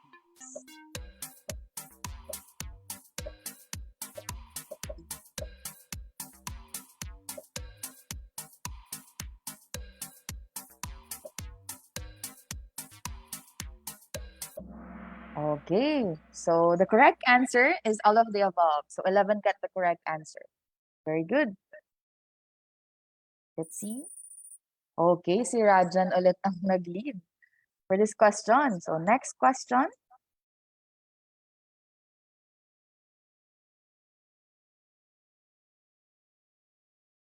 Okay, so this thinking hat is prescribed to be worn by people cheering or leading. What hat is that?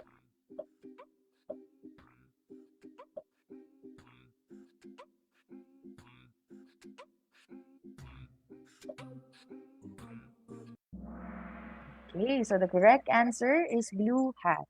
So 8 got the correct answers. Okay, si Rajan ulit ang nag-lead. Pero mahabol si mahabol si Rican, si Rufi. Okay, for the last question.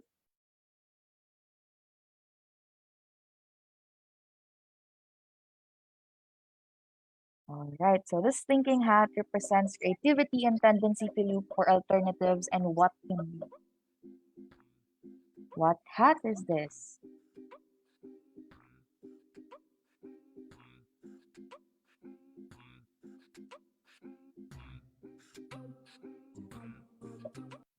All right, so the correct answer is green hat. So 7 got the correct answer. And let's see who will go to the podium. Top 3 is Rufi. Top 2 is Rico. And their top 1 is... Okay, Rajan is top 1. Okay, congratulations, Rajan. Okay, so giving the floor again to Miss Paz. Thank you so much. Ayan, thank you. Congratulations, Rajan. So I think the other two needs to be congratulated as well, si Rico and Rufi. Puro kayo ara, no? Napansin nyo ba yun? Bakit puro ara yun? Nagkataon lang ba yun? So, okay guys. All right. So let's move on to, let me summarize what we've discussed. So we discussed on what are the meeting basics, what we must be doing before the meeting, during the meeting, and wrapping up the meeting. Now, in this part of our webinar, so you can ask questions. Please, if you have questions, put them in the chat box. I'm requesting DJ or Jane to read it for me so that I can answer. But nothing is stopping you from raising your hand and using your mic. I hope I can see you as well in video in asking your question. So, yes. Okay, ma'am. So guys, let's go to the Q&A portion. So guys, sino po bang may tanong or you can interact with our speaker, with Miss Paz. Anytime now, you can raise your hand or you can use the chat section or the comment section of the Facebook page or the chat box in the Zoom po. Okay, so bawal daw po ang mahiyain. Oo, bawal ang mahiyain. Pwede na kayo guys. Feel free to drop your question at the chat box or you can raise your hands if you wanted to ask Miss Paz or magpa-advise tayo kay Miss Paz. Okay guys? Young leaders. Miss Rajan. Okay, so you can open your camera na and you can unmute yourself po. Good morning po to everyone. Good morning, sorry, Rajan. I can open my Yes. camera po ngayon. Since Okay, sige Sayang lang. naman, Rajan, I would want to see how handsome you are. I'm sorry po. Currently, my camera is not working properly po. Okay. Yung mic ko lang po. Okay. So, simple question lang po. How do you relieve stress and motivate yourself po? Aba? Sige. Anyway, so all right. So how do I motivate myself and how I relieve stress? So guys, try to check first, no, where is the stress coming from, no? So we must identify ano ba ang naging cause ng stress ko, no? But personally, ako talaga, no, what am I applying to my life now is this. Kasi so in the morning, I always say words of gratitude, no? So, paggising ko pa lang, I thank my God that, okay, thank you, Lord, I'm alive, no? I have a work. So, and then, I read my Bible, no? That is my source of wisdom, aside from people around me who are mentoring me. And, sabi niyo naman siguro, ang corner naman ni Ms. Paz, that's it, na talagang, I would, in my 40 years of my career, alam niyo naman kasi no na walang smooth journey, no? Because ganun talaga ang journey, di ba? Minsan may lubak, minsan may hump, so ganun, and that makes you strong, no? But the best thing that you can do as a person is how to prepare for those humps and bumps, no? And the preparation that I'm doing is really strengthen my spiritual life. Syempre kasali din yung physical, no? Yung katawan natin, no? So yun ang ginagawa ko, and yun nga talaga, I think being grateful is something, no? Kasi minsan kasi kaya tayo na stress, for example, sa trabaho, hindi natin appreciate that that is a gift na meron tayong trabaho. So if that is how you are looking at it na, kasi minsan yung iniisip natin, pwede naman ako magtrabaho sa iba. Medyo malaki ang problema mo doon. Dahil talaga naman pwede tayo lahat magpalipat-lipat at kung saan-saan pumunta. But then guys, one of the things that I've learned is loyalty makes us attractive. So do you want to be attractive? So I hope you'll be loyal at some of the things that you are entrusted to. So yun yung ginagawa ko. So and how I motivate myself, no? I am motivating myself by, so depende ano ba yung minomotivate kong sarili ko. So I'm motivating myself to excel in everything that I'm doing. How do I do that? I am telling to myself that I must be excellent, not because, for example, mababait ang boss ko, I am properly paid, or whatever reasons outside myself. So my motivation comes from within. So I'm doing my best because that is who I am. Diba? If you have that kind of mindset, so you will not be affected by the situation because that is who you are. And if you are like that, I'm 100% sure you will surely get what you want. You will be, for example, no finances, you will be paid well, maaring na today, but moving forward, because you are an excellent person. And that is your motivation. Sabi nga nung nag-share kanina, no, so he is not, yung number one sa architecture, no, he is not competing with others but himself. So ganun din, no, if you want to motivate yourself, the motivation should come from within. Medyo applicable pa ba sa meeting yun? Pwede, no? How are you motivating to make sure that you have the energy to manage the meeting? Because that is who you are. Okay. So, thank you, ma'am. So, guys, ano Rajan? Okay ka na po? Na-inspire ka ba? Opo, thank you po sa napakagandang sagot po. Okay. Maraming salamat at may nag-heart, mama. Thank you, thank you. Okay. So, sino pa pong may tanong kay ma'am? You can raise your hands.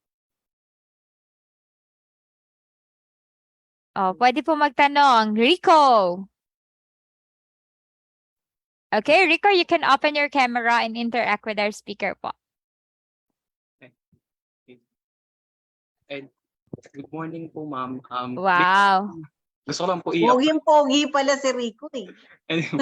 Gusto ko lang po i-apply yung ma'am, na-curious lang po ako dun sa 6 thinking hats po, ma'am. Kayo po, ma'am, yung based po sa actual practice po, experience when making a decision or having a meeting po, ano po yung madalas niyo po, ma'am, na gagamit na thinking hat po, based po sa maraming experience.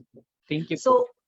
So Rico, walang specific or laging gagawin mo yun, no? Kasi 'di ba iba-iba ang mindset, no, or yung thinking mo wearing those. For example, I am the team leader or I'm the host of the meeting, definitely I will always choose most of the time the blue hat.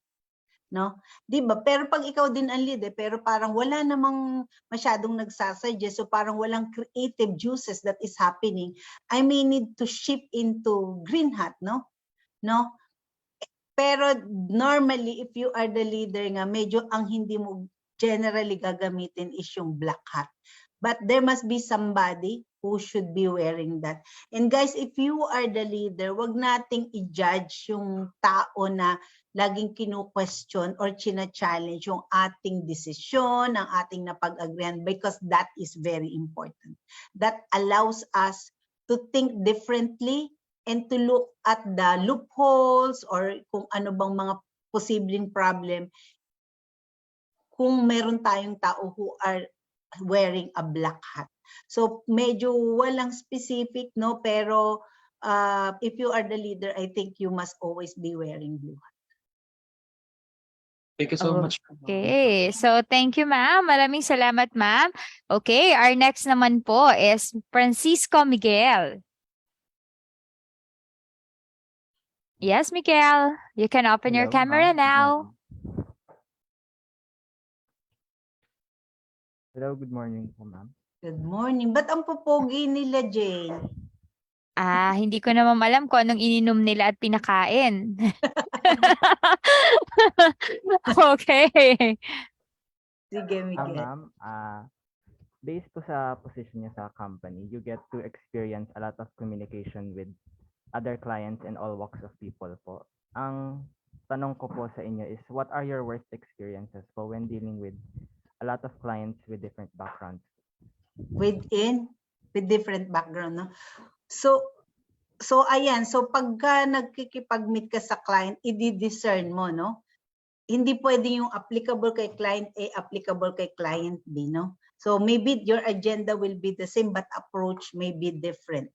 So for example, no, kung multinational clients yan, no, be direct to the point, straight, kasi ayaw nilang paligoy-ligoy, kasayang oras nila. Pero minsan if ang kausap mo is local, iba namang approach yun. Medyo kailangan naman natin na medyo pag-usapan muna ano ba yung what is happening to them, kamusta ka, ano na bang nangyari. So minsan may mga gano'n, no, bago tayo mag-go into that yung totoong agenda mo. Pero may mga iba din kasi naman na client na friend mo na, no? So yun, madaling kausap yun kasi if you are in this kind of business, no, dapat makabuild ka ng magandang relationship with your client, so para hindi ka mahirapan. But you are right, may client naman na talaga namang magsisimula pa lang galit na, hindi mo alam bakit, no? So but hindi ka magpapahalat, or you must be able to calm yourself. But I tell you, it's not easy, no?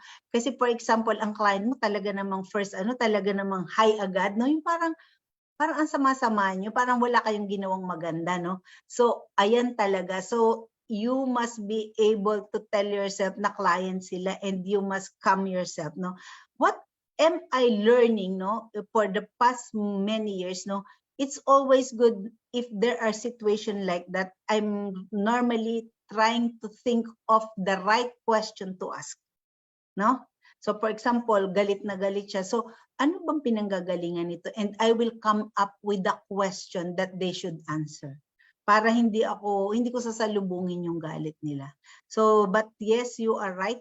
But alam mo ba, but because iba-iba ang client na nami-meet mo, iba-iba ang mood nila, iba-iba the way you must handle them, I realized that that is the best way to learn. So, because actual yun, no? And if people are asking from you specifically, kunyari based on their experience, may na-meet ka na ganito. So, this is how to handle it. Actually, that is how I'm teaching my team members, no? So, after the meeting, debrief agad kami. So, guys, if the client is this kind of person, no? Have you noticed how did I handle it? Do you think there is a better way of handling it? So parang may mga debrief kami. But that is good because that is actual learning that can be shared within the team. I hope I answered you. Medyo dapat specific tayo. Okay, so thank you, Miguel. So another question po ba? May question pa po tayo para kay Ma'am Paz? Okay, so the link for evaluation is currently posted na po sa ating Zoom chat. Ay, may nag-raise ng hand. Okay, may nag-raise ng hand. Daniel. Tama ba, Daniel or Daniel? Hello po. Good morning po, Ms. Yes, Paz. good morning. First of all po, I just want you to know po that I am one of the P&A scholars po. Wow! Question ko lang po, in terms of decision making po in a meeting, paano nyo po in-handle kapag equal po yung voting? Like, paano nyo po mag-decide if hindi po nagkakasundo yung majority po? Pag hindi nagkakasundo ang majority, maybe we should again refresh ourselves. Ano ba yung dapat nating desisyon? Bakit ba natin kailangan gawin to? And kung di ba may sinabi ako kanina sa inyo yung legislative framework, no, na minsan hindi kailangan talagang desisyonan ngayon, no? May pwedeng sige lang, you may need time, no, to think about it, to reflect at it, no? So let's go back maybe 2 days after, 1 week after. Kasi minsan mahirap yung yung ipinipilit natin, no? So mas maganda talaga na sige, especially if it is a very important decision that must be made, no? Sabi ko nga, haste makes waste, no? So kailangan talaga ano bang gusto nyo? Baka you need time and allow your team members to give suggestions, no? Paano ba natin didesisyonan yun? Hindi as a leader, ikaw na lang ang nag-decide. Hindi, basta gawin natin to. Huwag ganon. Otherwise, the implementation will be very difficult. So give time and ask the members, how do you think we can come up with a decision that will be acceptable to everyone? I hope I was okay. Daniel, do you have follow-up question? May follow-up question ka, Daniel? Wala na pa. All Thank right, you pa. see you here at PNA. Okay, thank you, PNA. Thank you, Daniel. Guys, may tanong pa po ba? Or magla-lunch na si ma'am? Kayo din, no? Okay. Can you type, thank you, ma'am, if okay na kayo kay ma'am? Okay, type in your sa chat box na lang, be.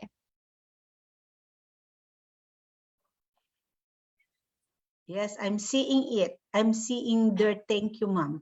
Ayan, ma'am. Opo. So, ito na po ang ating this conclude the day.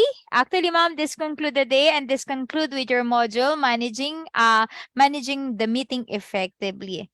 So, as young leader, holding an effective meeting at work is important because it not just keep the employee happy, but it also keep them engaged in improving the communication across the team and across the industry or the stakeholder. So, maraming salamat, Ma'am Paz, at hindi nyo po for sharing your time and expertise with our KAISCO and KAISCA. And I hope na, guys, kung kailangan nyong mag-apply daw sa PNA, they're open. Yes, hindi lang accounting graduate, guys. No, we accept many graduates from different courses, no? So let us know. Let me know. So I think na-post ko ba yung aking email address? Ma'am, you can post it again po. So at least dyan, lalo na ma'am, graduating student po itong mga young leaders natin. So this PREPI bootcamp, they have to complete the 6 modules for this course to receive a certificate of completion. At yung certificate of completion po, yun po yung magsasabi that they are young executive. They undergo training with a CEO and at the same time head of the industry partners or top industry. All right. So maraming salamat, ma'am. Si Sir Wawi naman next time. Thank you din, Jane. No? So I'm so happy, no? Although sabi ko nga, I do appreciate yung mga teacher, nakakapagod pala, no? If you keep on talking and sharing, no? Ewan ko lang kung pag face-to-face, baka mas masaya yun, no? But guys, you must be grateful enough, no? That there is things like this, no? Being done by your school or especially headed by Jane. Hindi siya madali, no? Maghanap ng speaker, mag-encourage. O sige, ma'am, no? And congratulations, Jane, for doing this for our students because I would surely believe that this will help them to be confident, no? To be more confident in joining the corporate world. So again, guys, see you soon and I hope I will see you here at PNA. Okay, maraming salamat, ma'am, and well said. Alam ko po, teacher po kami.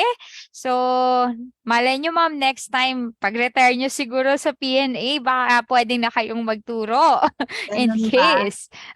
Po. So, at least, di ba, ma'am, may practice na. So, guys, gusto nyo ba si Ma'am Paz maging teacher daw?